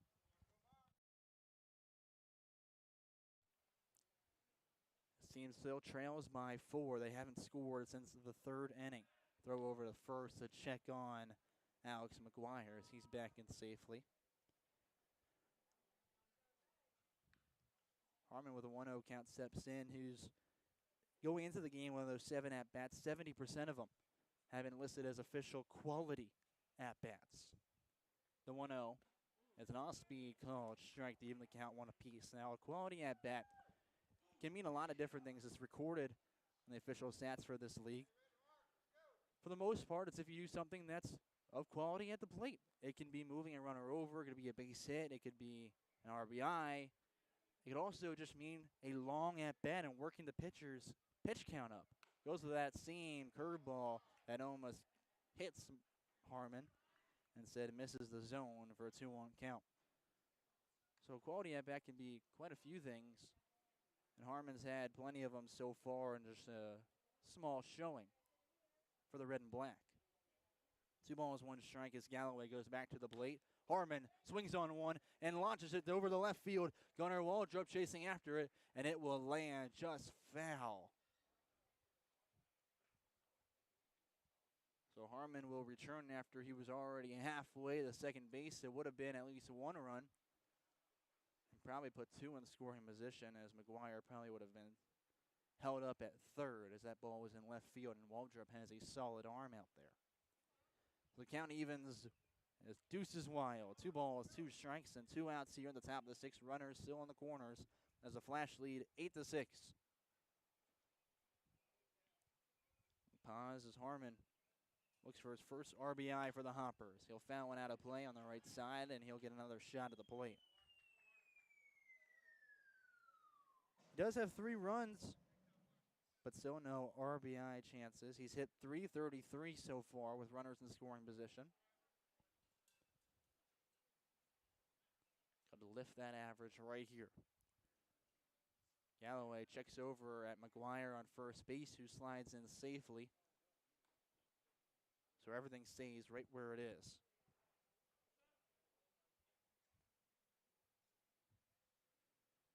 Galloway shakes off two signs and steps to third before getting ready from the rubber. The 2-2 pitch to Harmon. He'll tip it into the glove of Dom Davis, and that'll do it for the top of the sixth. They had a runner in scoring position, but no one comes across. Hopper is still trail 8-4 as we head to the bottom of the sixth here at Bill Heath Field.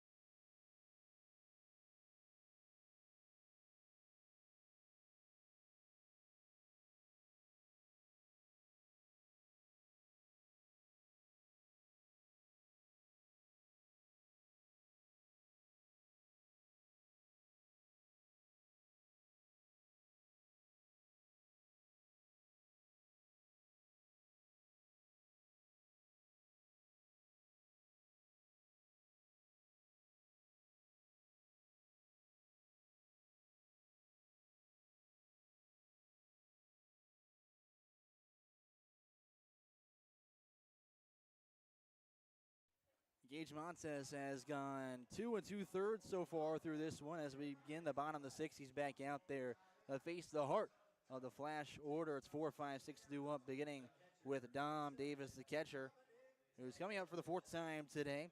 He's 0 for 2 with a walk that he's reached on so far, but they've held him minimum so far in this one. Montez delivers the first pitch. It is right down Broadway for strike one. Davis retired the side in order. 1, 2, 3 the last half inning. His next pitch is a ball. As the count now 1-1 against Dom Davis at the plate. Starts to go around and delivers the next one inside. 2 balls and 1 strike. Davis, again, a junior catcher from Harding University. Reigns from Bowling Green, Kentucky. The right-handed hitter awaits the 2-1 pitch and will lift one over into right field. It is a hard read, but eventually caught by Easton Beatty out there. Took a step in. He paused for a minute to recalibrate, and then finally took 2 more steps back into the left for him. And caught it as there is 1 out to begin the inning. 3 of the last 4 have gone out with fly balls in the outfield. Now Noah Briggs comes out to face Gage Montes. The first pitch of the at-bat is shuts outside for ball 1. Briggs on the day, playing shortstop, is 1 for 2 with a single and also reaching on a walk. The 1-0 from Montes. Right back at the middle, Montes grabs it, starts to run over the first, and will flip it to Connor Scheidt in time to go 2 up, 2 down. There's a few plays so far this year that Montes has made on the mound. We go back to that home game that Montes pitched, and he had a few on the mound, including a double play where just stuck out his glove and the ball launched at him and threw it over the first to pick off the runner. That was our play of the game. Swing and foul tip into the dirt for strike one to begin the at-bat for Tyler Reinhardt at the plate. Reinhardt's 0 for 2 with a hit-by pitch back in the first inning. As Gage Montes set and going through the windup, delivers from the belt to the plate, and it's outside. Count even, 1 ball and 1 strike. He's looked really good out there so far. As for Montes, no runs have come across against him. The team still trails 8-4. Swing and miss again on a slider. Montes gets in behind, 1 ball, 2 strikes. Montes 2 strikeouts so far, both of them looking as a 1-2 count with 2 outs here in the bottom of the 6th. Delivers to the plate, goes back to that off speed, and it is hit into center field. McGuire hard chase in and is camped underneath it for the final out. Back-to-back innings, Montes has retired the side as we head to the 7th. Hoppers trail 8-4 here in Henderson, Kentucky. They've got 9 outs remaining to make a comeback in consecutive nights.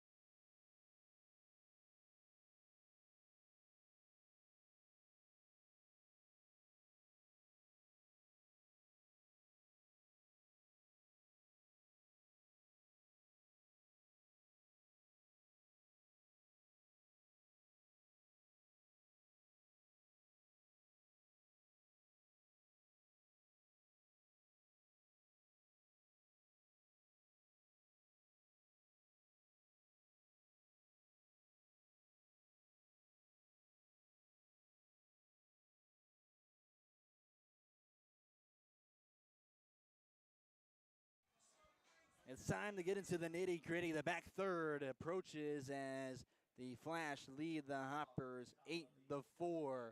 As we know, this was the portion of the game yesterday where the Hoppers completed their comeback. They were down 6-0 against the Railroaders before scoring 11 unanswered runs.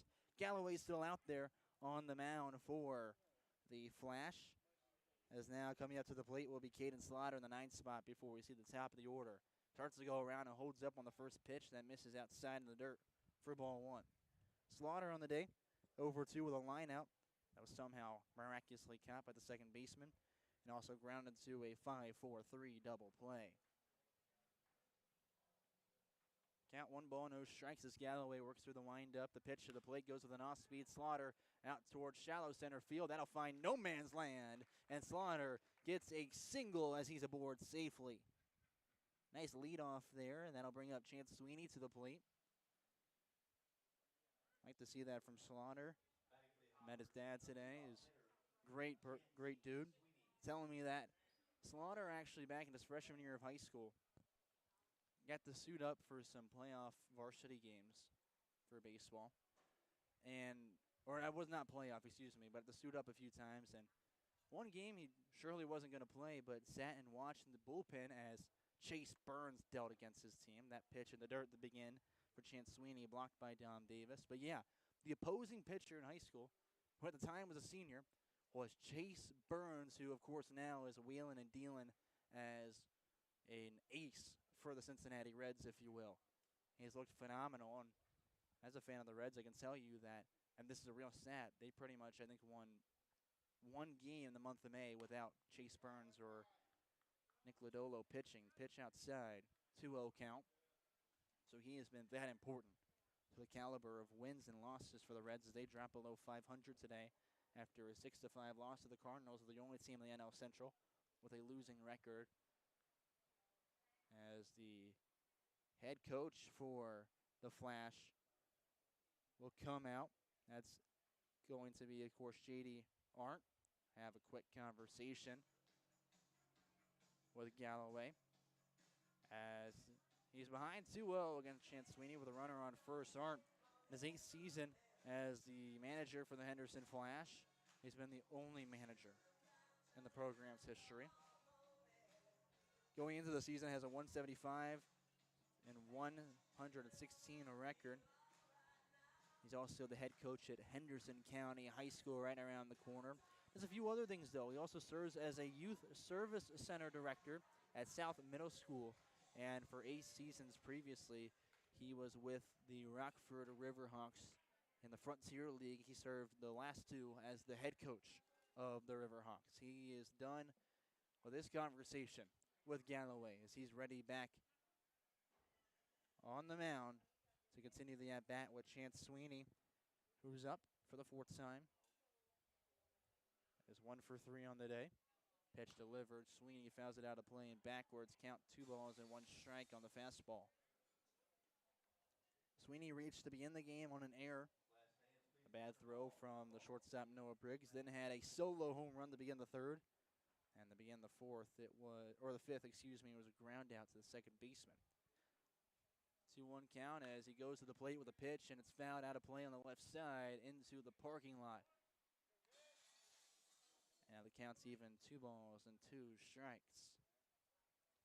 I should have mentioned, as we talked about the field, it's 370 dead center, 340 in the gaps, and 315 down the lines. It definitely is a park that you can send one out on, as obviously we saw back in the 3rd when the Hoppers had 3 home runs.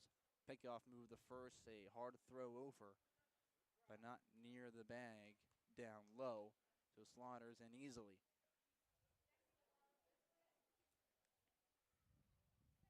Sun starting to set. As Galloway looks over the first, now delivers the 2-2 pitch to the plate and off speed over the Hicks at first base. He'll step on the bag, throw the second near the ground, and Slaughter is in safely to avoid the double play.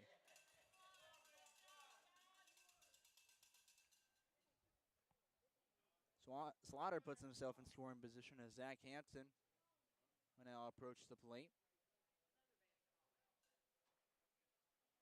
And now getting dark here. And we've already seen the repercussions a few times. Nothing has damaged the Hoppers in the field, but we've seen them make some more difficult reads, a few extra steps to recalibrate a few times, as Chris Benny warned them. It's hard to read here when the sun drops and it's only the lights helping you out. Zach Hampton swings at the first pitch, a curveball down low, and he will miss on it. So it's no balls and 1 strike. As Hampton on the day is 1 for 2 with a single and a walk back in the 1st inning.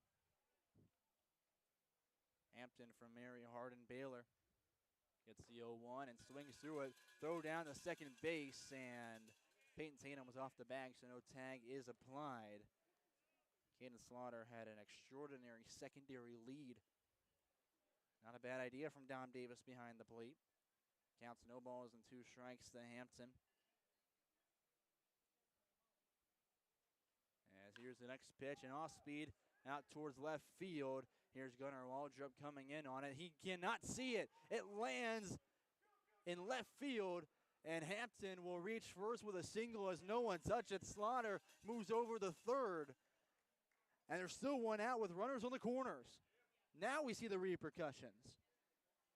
Goes against the Flash on their own home field. Gunnar Waldrop in left started the run towards the area and then threw up his hand saying, I have no idea where that ball is. No one helped him out, and it just landed about 5 feet away from him. So the Hoppers catch a break with the single, and that'll bring up Evan Jacob, who's 1 for 3 on the day with a 2-run homer back in the 3rd inning. Galloway with a long pause before delivering the pitch, and off speed, a curveball that misses inside for ball one.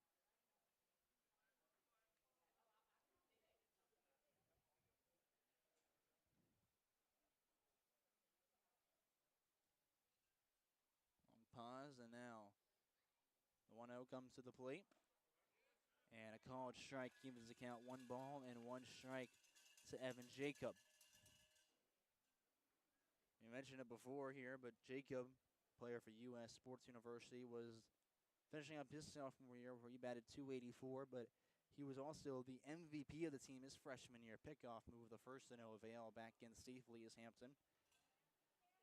It had a great freshman year where he led the team in average as well as hits and doubles and RBIs. Again, that awarded him the MVP of the team. The count's still 1-1 with 1 out with runners on the corners. Goes back to the curve, then misses upstairs. 2 balls, and now 1 strike.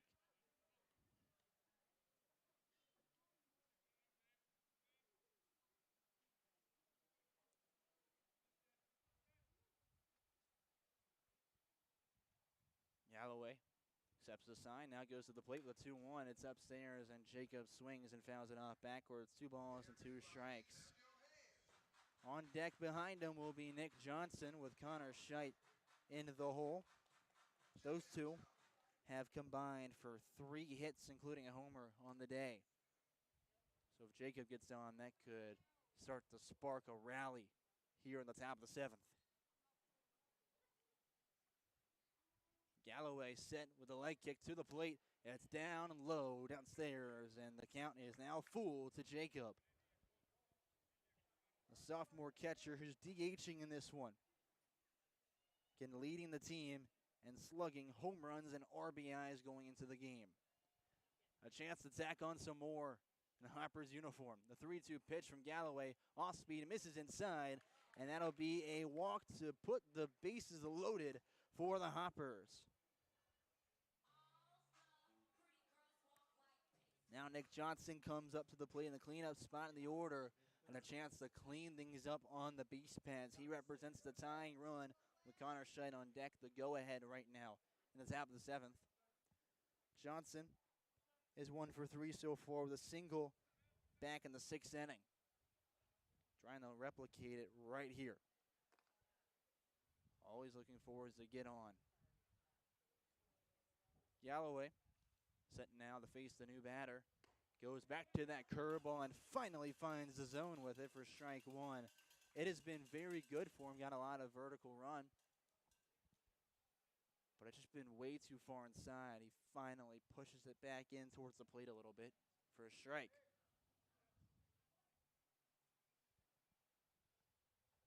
The next pitch now in towards the plate. Kicks away from Dom Davis, and Slaughter will hold up at third, forcing Zach Campton to stay at second. And of course, after the walk, Evan Jacob to stay at first. Count is 1 ball and 1 strike.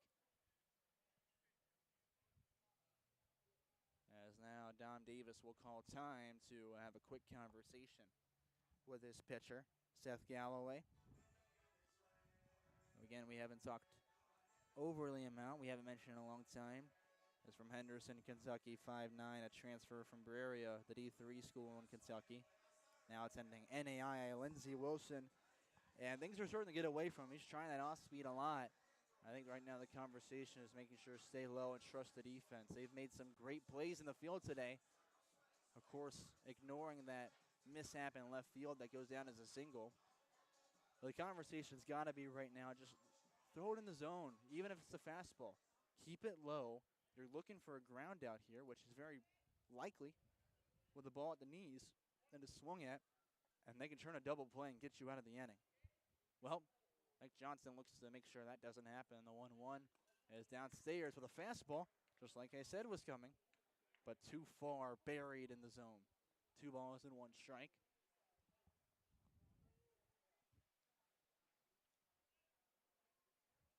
Nick Johnson takes a moment to reset, now steps up in the right-handed box to face the right-handed pitcher who now accepts the first sign. Ready now for the 2-1 pitch as he delivers from the belt to the plate. It's over down the right field line, looking to say fair, and it just tails foul. Would have been a pair of runs and cut the deficit in half. Instead, he'll come back to the plate with an even 2-2 count. Again, he hit that off the barrel, but as I explained and talked about earlier in this one, a righty that hits one down the right field line, it's going to tail dramatically for the most part. That one does the same as it happened against him earlier in this one. Looking to straighten one out into the gap and bring in a couple of runs. The 2-2 pitch as Galloway is now set. And there it is to the plate. It's over on the right side again. Grounder over the Hicks at first, and he bobbles it. It's on the ground. Bases stay loaded on the air. One run comes across, and the score is now 8-5. Johnson runs it out as Hicks trying to grab it and spin around to throw it over the second base. And the fanciness does no good there, as there's no outs on the play, and a run comes in. That being Caden Slaughter would score. Johnson reaches again on the E3, that being the second error of the game for the Flash, as now the pitching coach comes out for Henderson. Just trying to calm him down. Let's look in the order to see where the Hoppers are. It'll be Connor Scheidt at the plate, who is 2 for 2 with a single, a home run, and a walk. He's got Easton Beatty on deck. This is the time the Hoppers need to take advantage of. They have been on and off at times.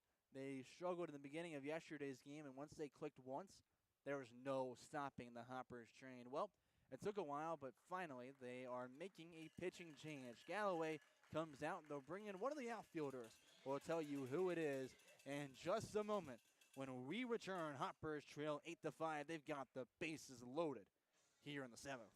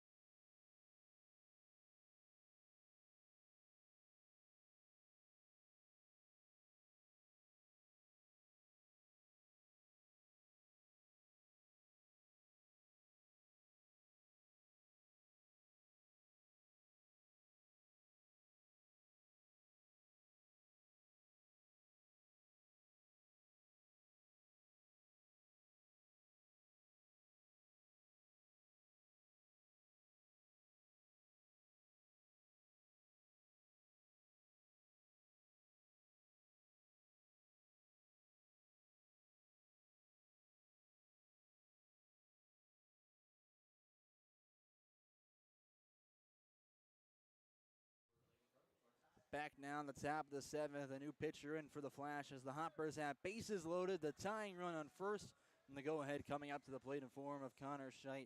That'll do it for the day as Seth Galloway, the Evansville, Indiana native. Palmer Skiff now takes the ball onto the mound for the Flash, who's a two-way guy for them. He struggled at the plate, but he's looked phenomenal on the mound so far. In 2 appearances and 8.1 innings pitched, he is yet to give up a run. He's only allowed 3 hits, but he has given up 6 walks. He's also delivered 8 strikeouts. So, been all around. And there's a balk from Palmer Skiff. He won't even throw a pitch, and a run comes in. 8-6 is the score now. He got set and asked for the sign again, it looked like. So a run comes across, 2 in scoring position without a runner on first. The score is 8-6 in favor of the Flash still, but now the tying run is in scoring position. And that run will go against Seth Galloway, the first one to come across on him. The other two on the base pad still are still his responsibility. That's Zach Hampton that scored, though. Evan Jacob moves to third, and Nick Johnson on second. With Connor Scheid at the plate, still awaiting a pitch with one out in the top of the seventh. Scheid so far, again, 2 for 2 with a home run. As Easton Beatty on deck. As Palmer Skiff looks in and is now set from the stretch for his first pitch of the night.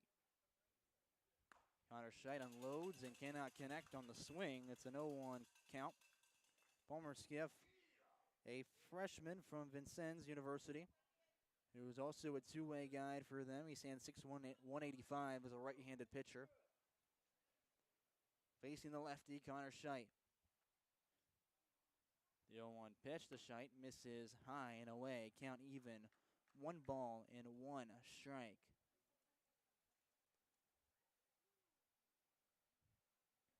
Scheit did well this past year, bringing in 14 RBIs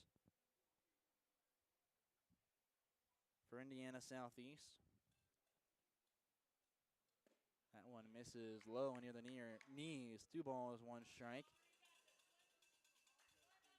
A chance to bring in 2 right here that would tie this game as the Hoppers were trailing 5-0 at one point. They hit 3 homers in the third to make it a 5-4 game and did not score again until this inning where they brought in 2.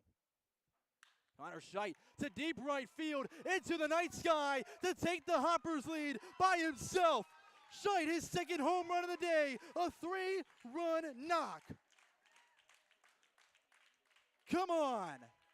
Connor Scheit is 3 for 3 on the day as the Hoppers now lead 9-8 over the Flash.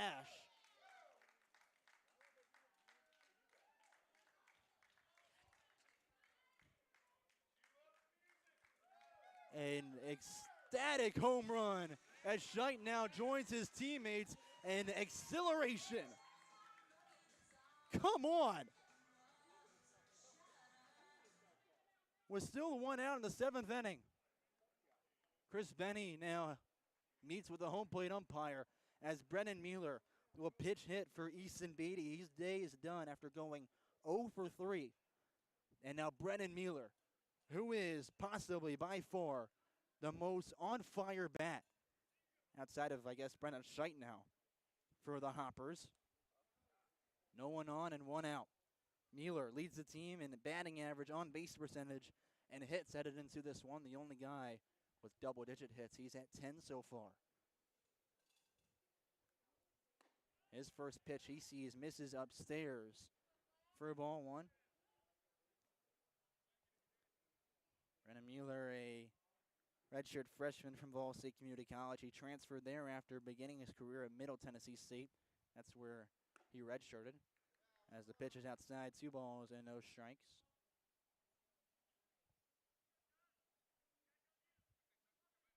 Was talking to him before the game. We were talking about our love for the Cincinnati Reds and how they have all struggled as the 2-0 pitch.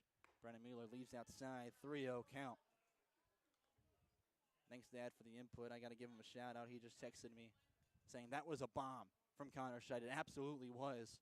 Shout out to him and stepbrother Nathan Cooper for tuning in, and everyone else for joining us here for some exciting Ohio Valley League baseball. Brennan Mueller had the green light on the 3-0 and got a good chunk of it. Just went backwards with a 3-1 as the count. But thank you, everyone who's joined us so far this game and throughout the season. Really enjoy having you here and bring you Hoppers action. It truly is enjoyable for me to bring you these games. Pitches outside. 5-pitch walk. Brennan Mueller is aboard. Again, a Reds fan's why I like him, but also he is a big fan of Joey Votto, who was my guy growing up. Ended up being able to work with him a little bit when I was a ball boy for the Cincinnati Reds. There's some lore on me right there. Served as a ball boy for 4 years and was able to talk to Joey Votto every now and then as a pinch runner will come in for Brennan Mueller. That will be number 34 for the Hoppers as I look through the roster real quick. I am having an issue listing it on my own sheet for some reason. I apologize. Nonetheless, at the plate, though, will be Alex McGuire, who's 0 for 3 on the day. He reached back in the 6th, though, with a fielder's choice. Still one out in the 7th. Hoppers took a 9-8 lead. He squares around and misses on the bunt. It's an 0-1 count. Trying to push one over the first base where Robert Hicks was holding on the runner right now. And probably would not have been able to get it to that ball quickly. Hicks doesn't have tremendous speed there. That's Nathan Jessup, which I don't get why that's not coming up on my thing. Oh, I have him listed as number 35. Well, it's Nathan Jessup over there on first base. Pinch running from Brendan Mueller after the walk.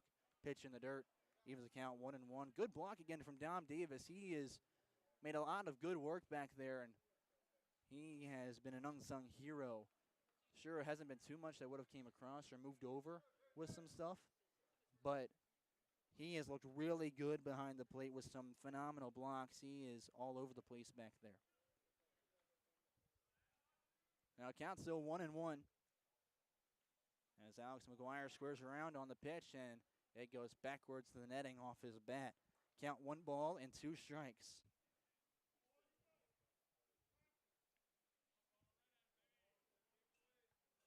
McGuire, while he's struggled to get on, has been solid with his contact. He's going into the game making contact with over 63% of the pitches he swung at, which again, it doesn't matter if it's a foul tip or a hit or whatever. If you're swinging, making contact, that helps your percentage. 1-2 to the plate, misses upstairs above the head of McGuire. He dips out of the way before getting clunked up on the side of the head. Count even, 2 balls, 2 strikes with 1 out and a runner on first. In the top of the 7th, Hoppers lead 9-8. Palmer Skiff looks in for the sign, accepts, looks over the first base a couple of times before getting set from the rubber. The leg kick to the plate, runner takes off. This one into right field, and looks like it's going to be right at the right fielder, Raymond Long. Runner tracks back the first quickly.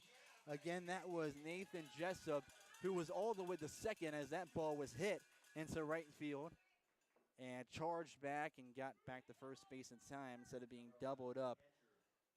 Got a feel from McGuire as put a good bat on that one, barreled it up, and just happened to be right at someone again. It's like singing that tune over and over with a bunch of these guys, but it's so true. I'm not just trying to lift them up because they're my guys, you know. They're with the Hoppers, our home team. They have truly gotten really unlucky with some things. Pitch on the outside half, a called strike to begin the at-bat for Mark Harmon. As there's 2 outs away. And McGuire is one of those guys, and another one that comes to mind, Darm Hartman, who have put back the ball pretty well.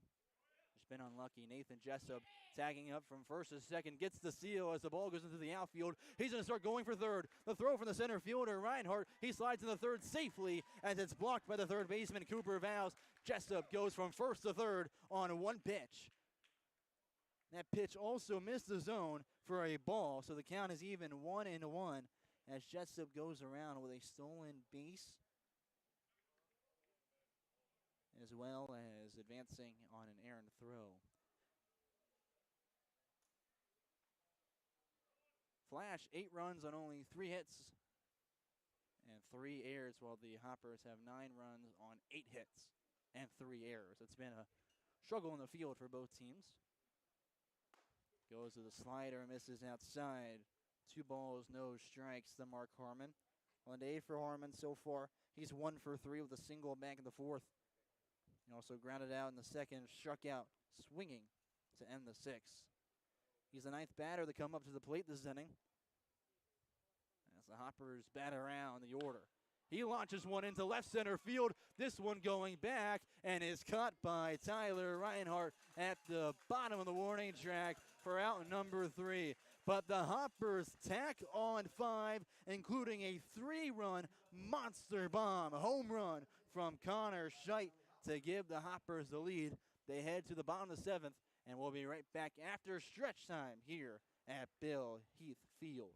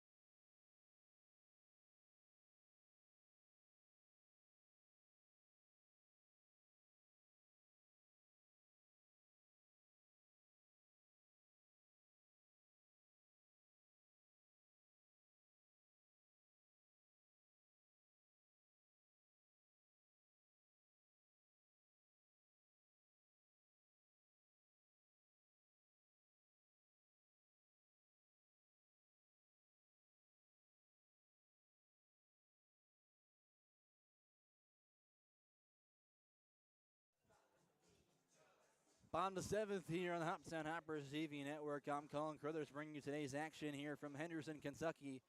The Hoppers, a 5-run top half of the 7th inning, including a 3-run homer. They snatched the lead for the first time this game against the Henderson Flash. Gage Mott's still out there, but while we get into it, let's take a look around the scores. In the Ohio Valley League going into the 8th inning, the Chiefs on the road lead the Railroaders 6-4, as the Miners still lead the Rhythm 3-2 in their game in full count. First pitch of the inning, off speed above the head of Hicks for ball 1. Again, the Miners winning that game as they are headed, I believe, into the 7th inning. The Miners win that. They would beat the first place team for their first win of the 2026 summer. The 1-0 from Montes is going to miss for a ball. Montes quickly threw out his hands and brought it back in. Out of pure confusion, I was literally about to say that looked like it was down the middle. As now the home plate umpire and Robert Hicks was calling time, but home plate umpire's got to clear some dirt out of his eye right now. It'll be 7-8-9 at the plate, starting obviously with Hicks, who is so far 0 for 2 on the day. He's got 2 strikeouts and a hit by pitch that he came around and scored on the 3rd inning. Unloads one into right field, back towards the wall, and is caught on a run from Jessup in right field.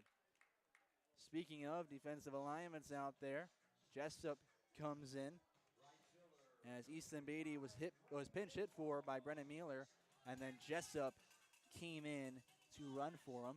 1 out away now into the 7th. At the plate will be the 8th spot. Raymond Long. First pitch, a swing miss for strike 1. Long on the day. 0 for 1. He also has 2 walks so far. Hasn't seen the plate since the 4th inning. Gage Montes' next pitch. A called strike. He's got him 0-2 right now. Montes on the day so far has 2 strikeouts, both looking back in the 4th inning. Goes for the windup, the light kick as he goes to the plate with the 0-2 pitch, and it's fouled out of play on the left side. Raymond Long has struggled at the dish. 0.67 batting average so far in 15 at-bats. It's only 1 hit that is collected so far for the Flash. Next pitch outside for a ball. Long also has 6 strikeouts on the season. 3 of them have been looking. The 1-2 now for Montes. Downstairs for a ball. Count even 2-2 against Raymond Long, the freshman from Mahomet, Illinois. Standing 6'3" in the left-handed box. Plays at Rock Valley College as he awaits now the 2-2 pitch delivered to the plate for Montes. It is, a ball. I don't know where that one missed either, as Harmon was ready to throw down the 3rd, and Montes was starting to step off the back of the mound to reset for the next batter. Instead, it's a full count. That one also looked like it was near the middle. Now recalibrates for the full count pitch to the plate with it. And it's a swing and miss. Now Montes gets his 3rd strikeout to begin with the 2nd out in the 7th inning. Montes with a punch out, looking to go 3 up, 3 down for the 3rd consecutive inning. He did it in the 5th. He did it in the 6th. And right now he's 2 up, 2 down. In the 7th as now the 9th spot comes up. It's Cooper Vows, who struck out looking last time. It's a strike to begin the at-bat to him. If he gets out here, not only would it be 3 consecutive 3 up, 3 down innings, Gage Montes will have retired 10 consecutive batters. 0-1, a swing and miss on a slider outside. He's got him 0-2 at the plate. Montes, again, a graduate from Christian County High School. Committed to play at Freed Harmon. Quickly gets back on the mound. The count 0-2 with 2 outs here in the bottom of the 7th. The pitch from Montes to the plate is upstairs for a ball. Count 1-2 now to Vows. Vows only 1 hit so far on the season for the Flash as they sport their yellow tops. The 1-2 pitch from Gage Montes misses low and away. Even 2-2 count as his hat fell off on his way down the mound. Val's a hometown kid from Henderson, Kentucky. He steps back into the right-handed box. 2-2 pitch from Gage Montes goes to the plate, and it misses below the knees above the plate. And the count is now full, just where it was an at-bat ago against Raymond Long, who he eventually got his third strikeout against.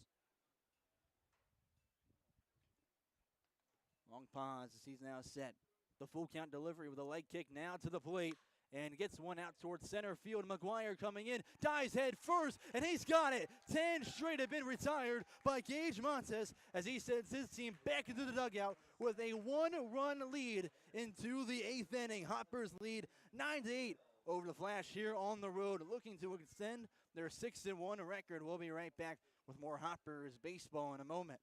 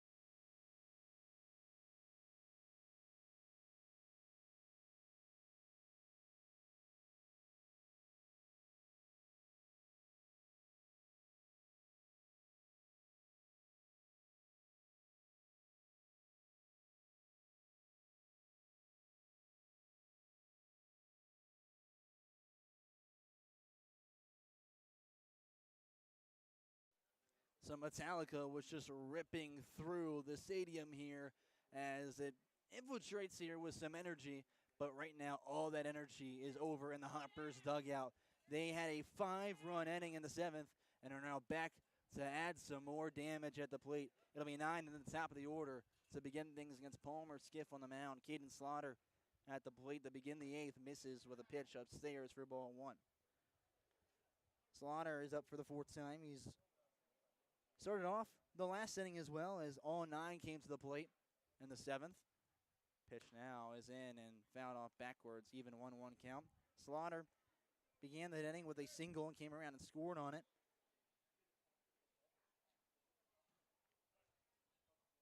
His only hit of the day, though, he's 1 for 3. The 1-1 pitch now from Palmer Skiff.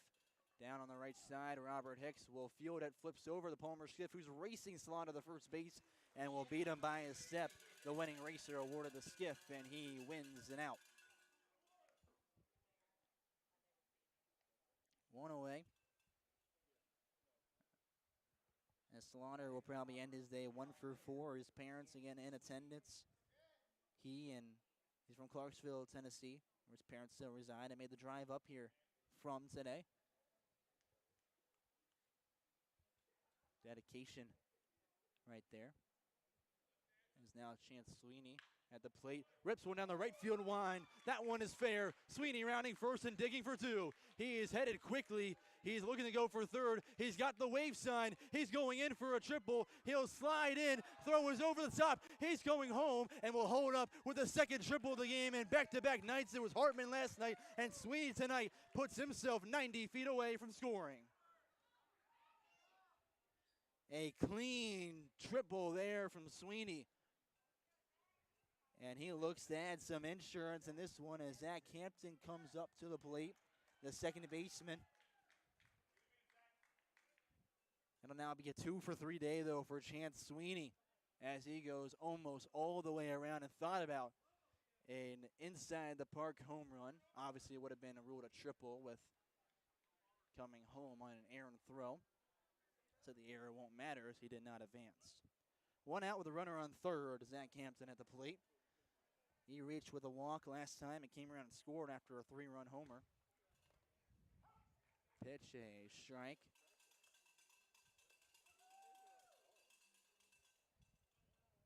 Hampton also has another single in the day to go 2 for 3. He's reached in 3 of his 4 plate appearances as he was walked back in the first inning. 0-1 count now to Hampton. Misses downstairs, and a terrific block from Dom Davis will hold Sweeney at first, and that did save a run. Would have gone over to the backstop on the right side. Sweeney was ready to take home after it and would have had a terrific jump on it. Instead, the count now runs 1 ball and 1 strike to Hampton. The freshman at the plate in the right-handed box to face the right-handed pitcher. Infield is in as the pitch misses low.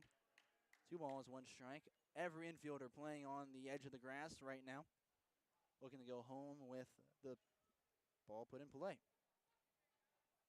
Hampton goes in the game batting .333. It'll be way above that after this game. Swings through the next one and evens the count 2-2. We grabbed a piece of it, but it went right into the back of the mitt of Dom Davis. Skiff so far today doesn't have a strikeout yet. Could grab his first right here against Hampton as he battles for another RBI. The 2-2 pitch over on the right side is fielded. Runner stays at third. They'll throw across the diamond. The Robert Hicks at first and get Zach Hampton out. And Chance Sweeney has no choice but to stay at third as there's now 2 put away in the top of the 8th. Really good play and smart move there from Cooper Vows at third. He looked over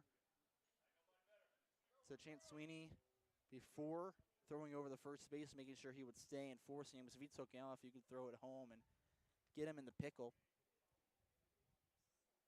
As now Evan Jacob comes to the plate. First pitch, it's above the chest for ball 1.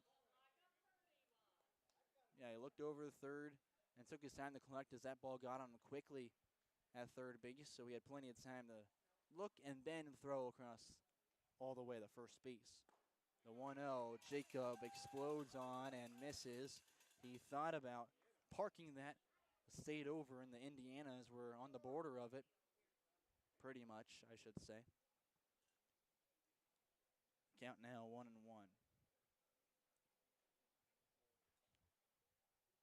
Evan Jacob does have a 2-run homer so far.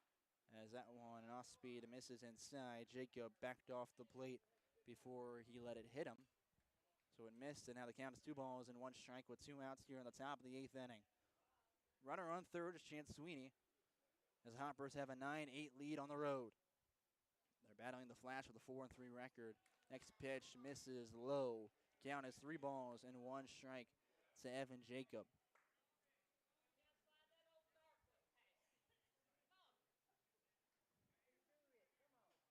Jacob outside of the home run has a walk. And then he can go in the 6th. He also scored on that 3-run homer. Pitch is outside. It's a 5-pitch walk. Runners on the corners with 2 outs as Evan Jacob is awarded back-to-back walks. Now Nick Johnson in the cleanup spot, back at the plate. Remember last night he did play. He went 1 for 3 with 2 walks. Did not face the Flash last time they played as he was not yet in Hopkinsville. Still finishing up. And coming on down from Indiana Southeast with Connor Scheidt as the head coach for the Flash makes the slow walk out. Will grab the ball from his pitcher, and we'll see a new cannon out of the arm barn when we return. We'll have all the info on him as well as the line for Palmer Skiff as he exits the game. Hoppers lead in 9-8.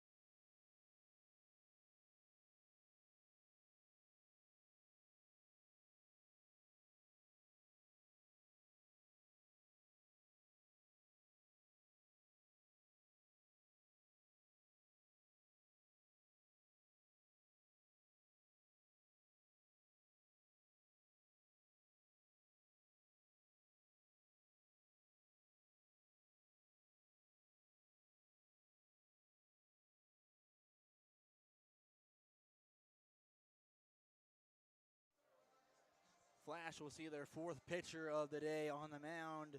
It'll be Ricken Burkett, the new pitcher for the Flash. He takes over for Palmer Skiff, who went 1 1/3 with 2 walks, 2 hits, and so far 1 run. He's responsible for the runner on third and first, as that's the situation he inherits with 2 outs in the top of the 8th. Cleanup batter Nick Johnson walks up to the plate to face Burkett, the native of Princeton, Indiana, where he attends Hanover College. He stands 5'11", 170 pounds as a right-handed pitcher on the rubber. Ready now to face Johnson. Works from the stretch. His first pitch is a ball low and away. Johnson so far has reached twice, once on a single, once on an error. That error he scored on by, you guessed it, a home run from who's on deck, Connor Scheidt. Look over the first now set as Burkett goes to the plate and just misses the corner. Tried it, cannot connect with the zone. 2 balls, no strikes for Johnson. And Burkett, a sophomore at Hanover, where this past season saw 3 appearances where he gave up 4 runs, all earned on 2 hits, 7 walks, and 2 strikeouts in 2.1 innings of work. Next pitch just misses the corner again. He's been real close every time, just can't get the call as the count's now 3-0. Does technically have a base open. No one stands on second with 2 outs in the 8th. 7 walks is the number that pops out at you in just 2.1 innings. Definitely looking to get that down. He does start off his night here, though, with a walk. But not the sign you want to see. Johnson is on, and that'll load the bases. Standing on third is Chance Sweeney. On second is Evan Jacob after he walked to finish the day for the previous pitcher, Palmer Skiff. And now Rick Burkett starts off with a walk. It's his 3rd appearance for the Flash so far this year, as he's gone 4.1 innings, and he's only now walked his 3rd batter this year. He's also given up 11 runs, all earned in those 2 appearances. Now at the plate is Connor Scheidt. His first pitch of the at-bat, left down Sayers for a ball. He might have the red light. That's 5 consecutive balls coming out of the pen to start things out for Burkett. You want to be real careful with Scheidt, too. A walk would be better than a home run again. He's already got 2 of them on the day. 1 a solo shot and 1 a 3-run homer. Connor Scheidt goes after the 1-0 pitch and is right behind it on the swing. Counts 1 ball and 1 strike. Flash looking for 1 more out to get out of the inning and then have 6 outs remaining. So retake the lead after they led 5-0 at one point, then 8-4 again. Pitch just misses the outside. Count 2-1. Again, the pitch that I don't know where it missed. It reminds me of the pitches that Gage Montes threw and didn't get the call on. I'm surprised that wasn't a strike either. Scheidt now has the lead in the count. 2 balls and 1 strike.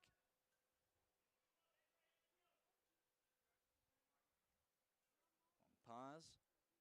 Now delivers, missing the feet of Scheidt. Count is 3 balls and 1 strike now. Scheidt again in Indiana Southeast, where made some good improvements this past year.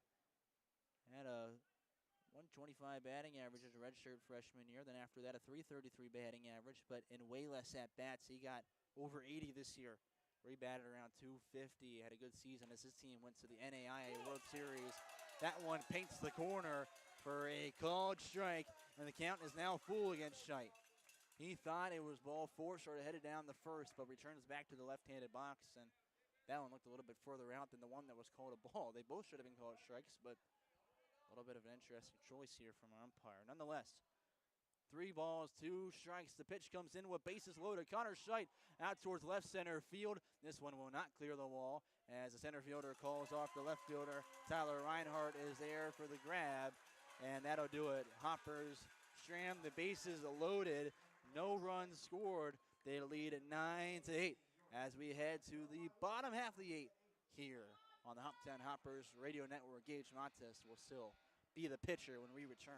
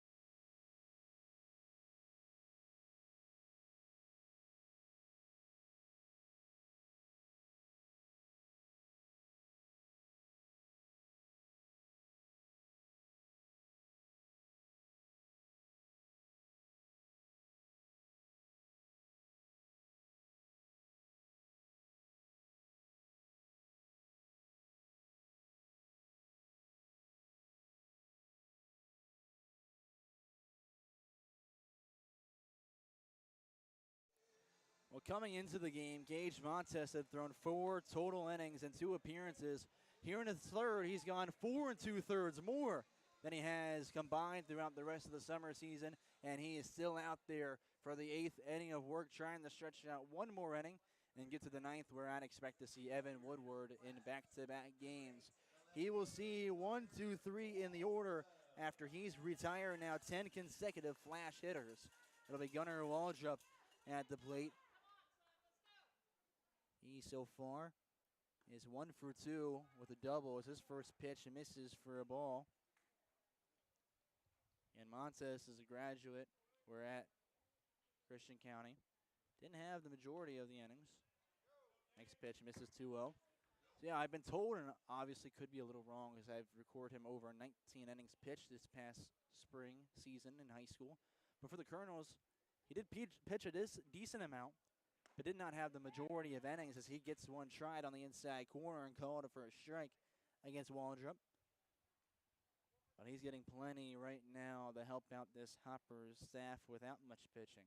The 2-1 is on the outside portion of the plate. Back-to-back strikes, evens the count 2-2.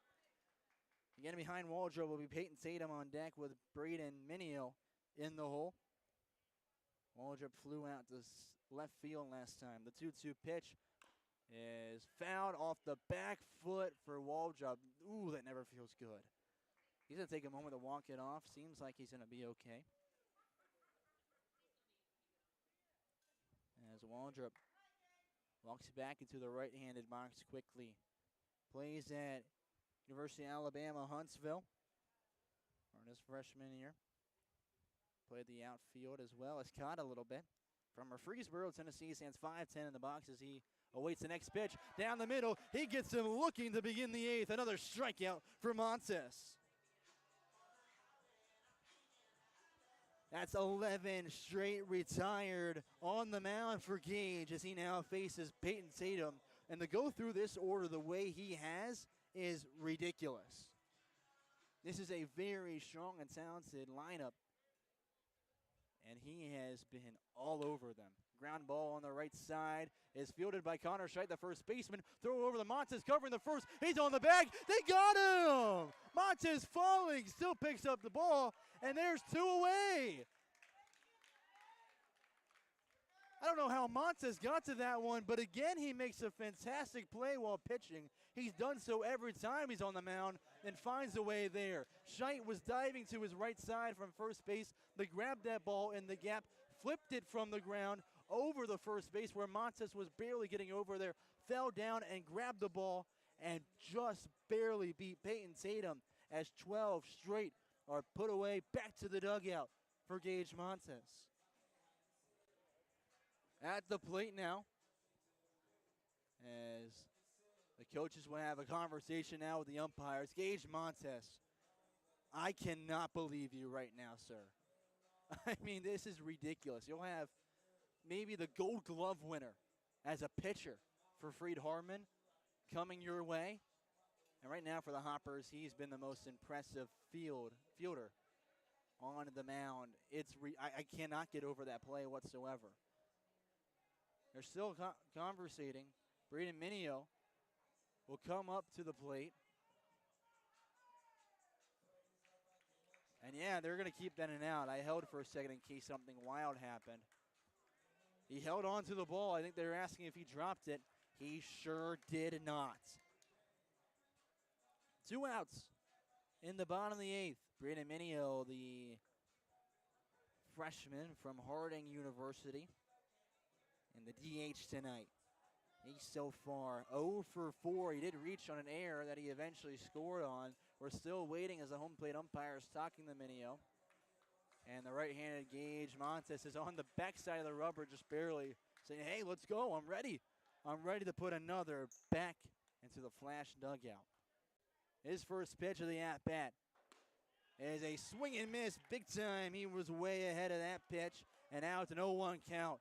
The dugout is fired up right now. I see a big smile for Chris Benny. He's loving what he's seeing right now from his high school graduated pitcher. Minio has a strikeout and a pair of pop-outs. Next pitch misses low. And the count now 1-1. Montez, a quick reset now, goes through the windup with a leg kick towards the plate, and it is going to be a ball. He's been consistent in the last few innings with it. Just don't know where it missed.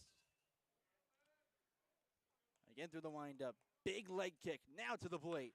That one out towards right center field, going a long way, and that one is gone.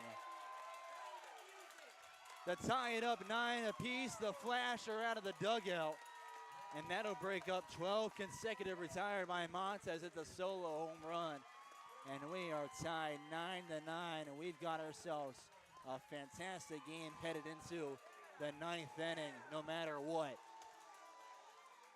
Team's fired up, fans are fired up. They've been frustrated for the past few innings.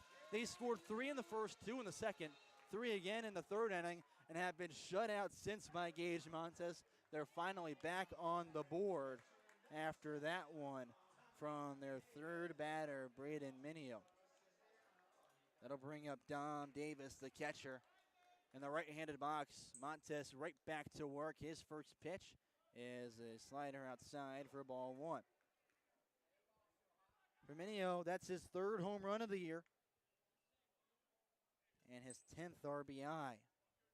The 1-0 pitch from Montez swung on and fouled out of play on the right side. He gives the count 1 ball and 1 strike. That one off the bat was smoked. Went every bit of 380. At center field is 370. Honestly, thinking about it again, that probably went closer to 390, as that got just to the bottom portion of the trees in center field. The 1-1 pitch from Montez. It is right above the knees for a strike 2 over the heart of the plate.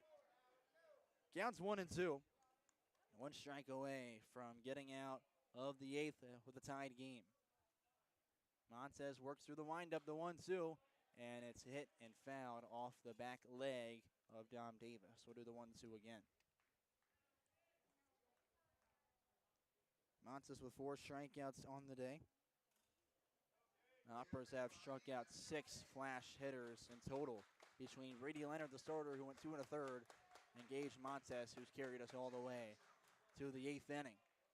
The 1-2 pitch from Montez, and he'll get us to the 9th with another strikeout. His 5th of the day, and we're headed to the 9th with a tied game. Our first tie headed into the 9th all season long. The Hoppers are going to have to make some quick work at the plate if they want to keep their record with only 1 loss. We head now to the 9th on the Hoptown Hoppers TV network. Don't go anywhere. We've got a nail biter in Henderson, Kentucky.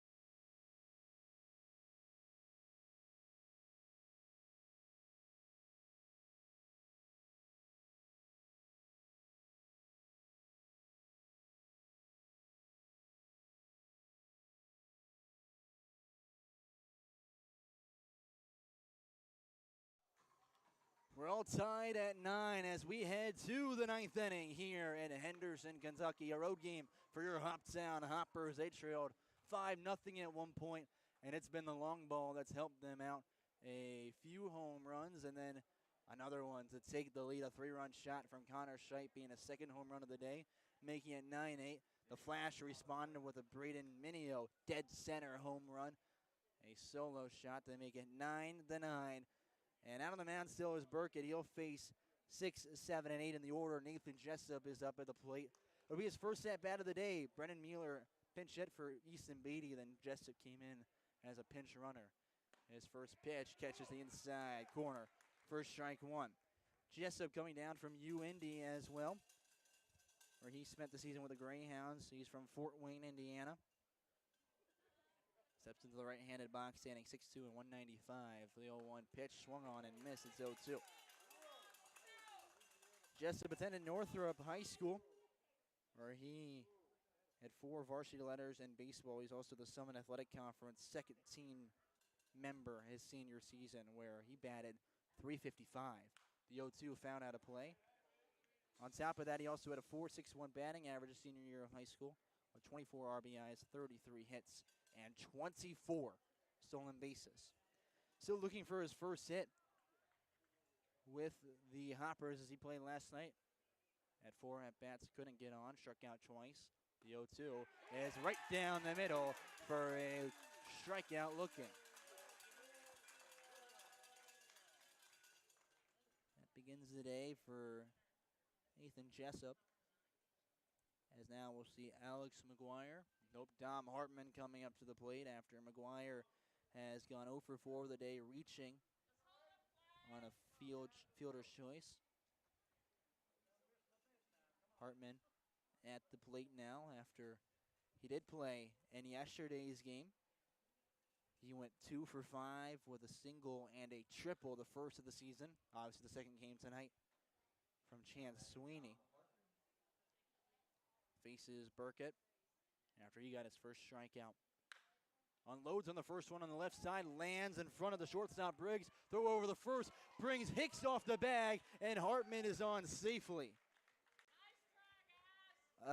Really good effort there. It was an awkward distance for the shortstop Briggs to play. He couldn't really catch it on the line, but took an awkward hop in front of him. So he had to make the throw over, rushed it, and just went high to Robert Hicks to pull him off the bag. It looks like they will give him a base hit for that. So a single for Hartman gets his day rolling. That'll bring up Mark Harmon, the catcher, who's so far on the day is 1 for 4 with a single. First pitch, he swings that up the right line. Looks to be foul, and Robert Hicks, the first baseman, can't catch up to it to grab it for out number 2. Count will be 0-1 to start for Mark Harmon, a Midway Eagle, as he's got Caden Slaughter on deck, who is not standing there.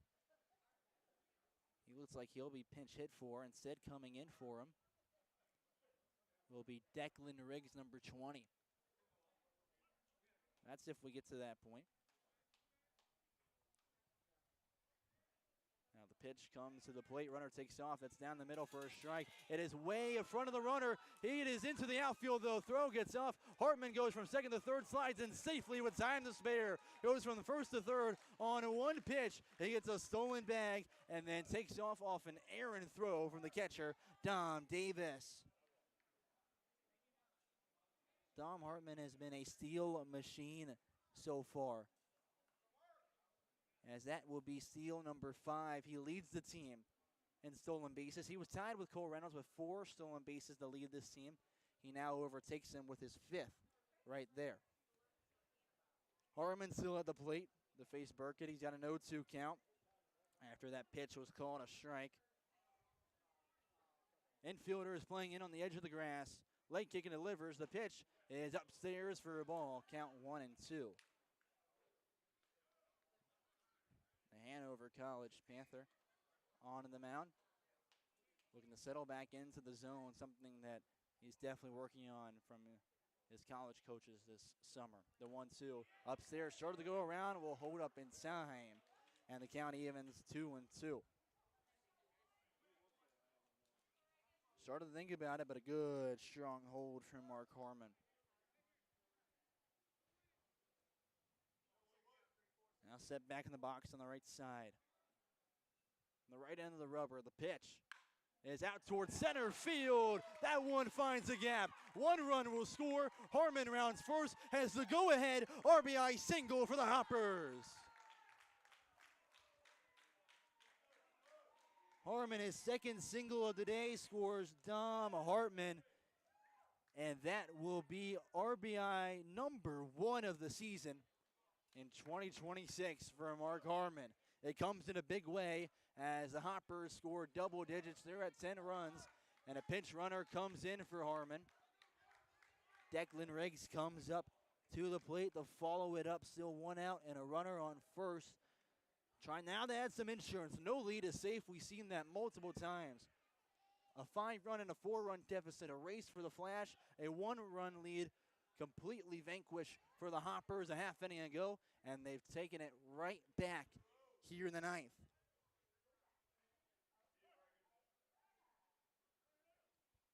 And Declan Riggs at the plate. A lefty. Transferring to Mission University. His first pitch, an off-speed called strike on the outer portion of the plate. Riggs did play last night. Went 0 for 3, though he reached twice, once on an error and once on a hit by a pitch he came around and scored on in the 8th inning. Again, that gave the Hoppers 11-6 win over the Railroaders. Swings the next pitch and fouls it off on the left side. Count is 0-2, as I believe he broke his bat on that one. Just got off a really awkward part of it. He's grabbed a chunk out of it. So the bat split vertically on that one. It didn't split in half like you usually see it. It was literally a chunk from the barrel came out of the bat. By the way, the runner on first base, pinch running from Mark Harmon, is Cade Wall.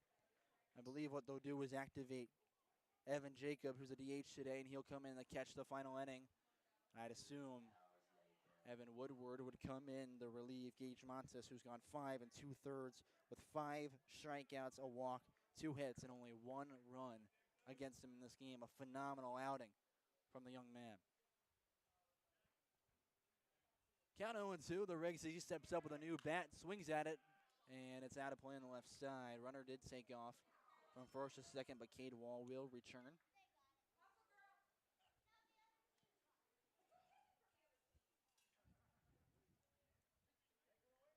Riggs so far this year has made contact with over 94% of the pitches he swung at.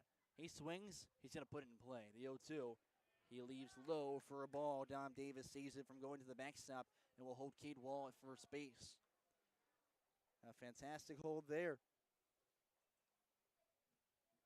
As now Declan Riggs comes up.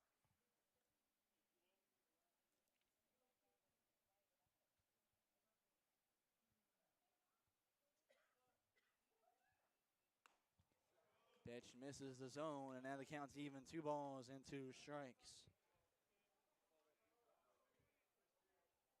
Riggs this past year and a .363 on base percentage for the Eutectics, University of Health Sciences and Pharmacy in St. Louis.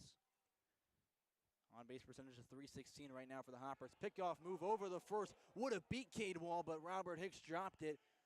Wall took a step towards second as the throw came over. It was there, but Wall gets really lucky as Hicks couldn't hold on to it.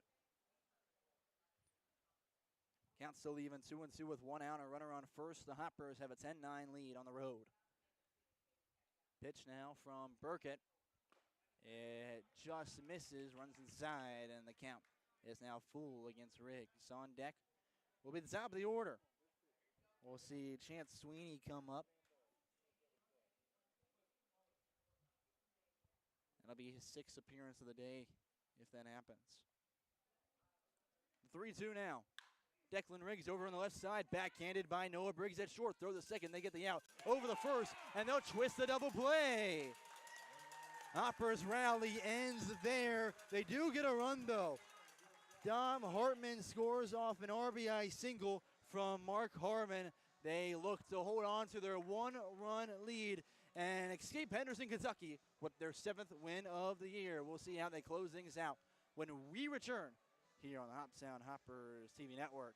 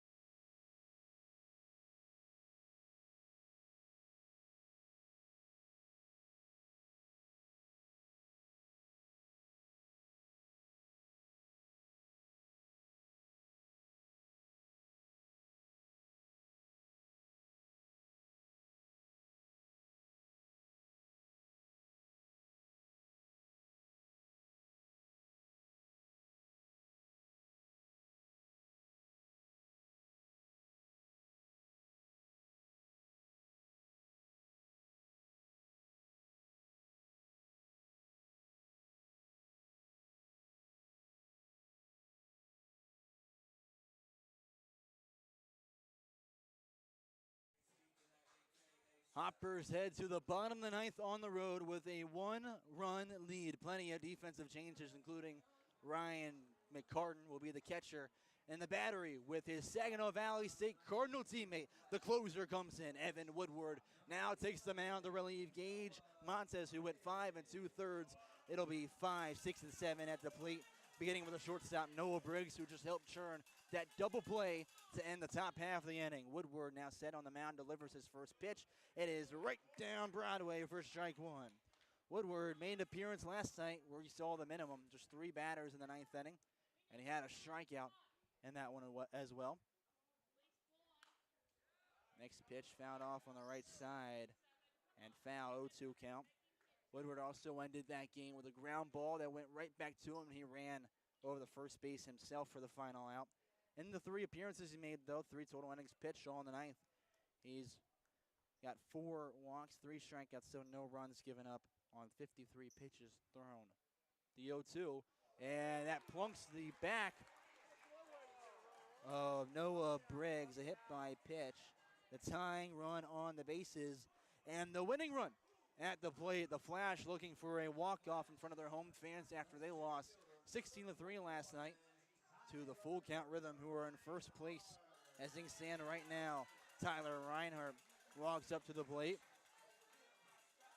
Woodward, in general so far, has a little bit over 45% strike rate in his 3 innings that he's thrown. That one obviously got way away from him. First pitch fouled off the leg.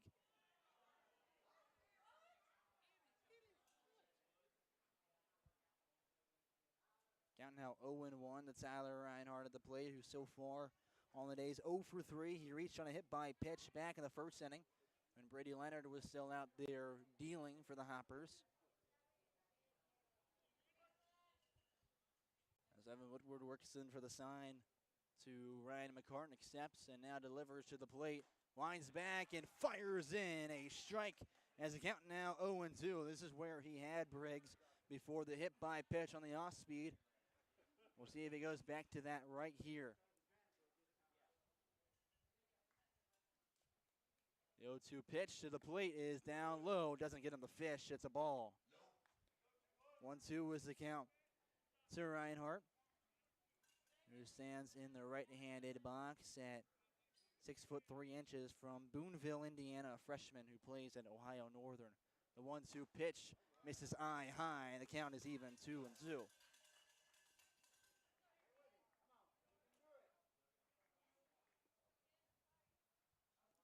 On deck will be Robert Hicks with Raymond Long in the hole.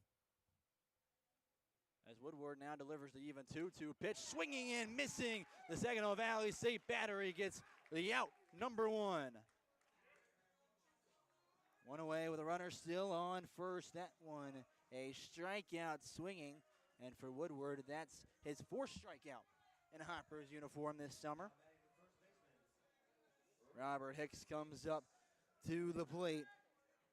He's 0 for 3. He reached on a hit by pitch in the 3rd that he came around and scored on. Outside of that, it's 2 strikeouts and a line out to right field. First pitch, right at the knees, will not be called for a strike. It's ball 1 against Hicks.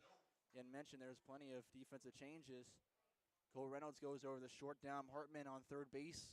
Connor Scheidt still on 1st, and Zach Campton still at 2nd base. The 1-0 pitch, runner takes off. It's there for a strike. Throw is there. The tag is down. They got him. 2 outs are now away as McCartan guns a man. Runner caught ceiling for the Cardinal on his birthday.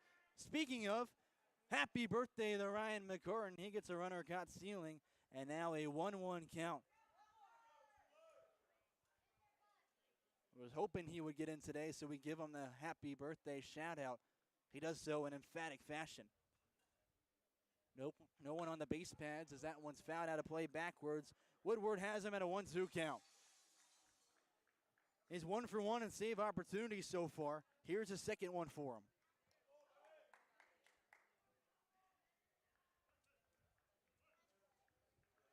One ball, 2 strikes, 2 outs in the bottom of the 9th. Woodward set from the stretch. From the belt, the leg kick delivers to the plate, and it's outside. Count even 2-2.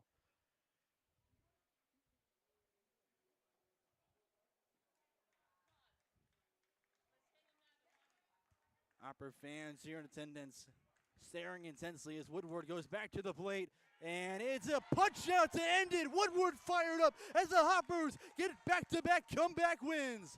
10-9, Hoppers move to 7-1. It took the full effort and 5.2 innings of work from Gage Montes, but they finally did it. Woodward 2 for 2 in save opportunities as he gets a second strikeout of the inning. That one looking a fantastic win on the road. The Flash moved to 4-4, and what an amazing, fantastic game that was just played in Henderson, Kentucky. The Ohio Valley's gotten themselves a really good rivalry and matchup brewing up between these two, and the Hoppers win 10-9 as we take a look at the line for everyone today. I just can't believe Montez's day with 5.2 with 5 strikeouts, 1 walk, 2 hits, and 1 run, that being a home run that he gave out to the second last batter he faced. And again, the Hoppers did fantastic at the plate, led by Connor Scheidt, who went 3 for 4 on the day with not 1 but 2 homers. One a solo home run, and one a 3-run homer to make it a 9-8 game. It was tied up 9-9 and a half inning later, and then Mark Harmon responded with an RBI single to give the Hoppers the eventual win. Well, tomorrow night, they're going to stay on the road. They'll be taking their first trip to take on the Paducah Chiefs. They'll be headed there. We'll be right back at 6 p.m. right here on the same YouTube stream here on Hoptown Hoppers TV network. Again, really appreciate you guys being here. Love bringing tonight's action. An exciting win. The Hoppers 10-9 over the Henderson Flash. They move to 7-1. We'll see you again tomorrow night, and have a great rest of your evening. I'm Colin Crithers saying good night alongside the Hoptown Hoppers organization.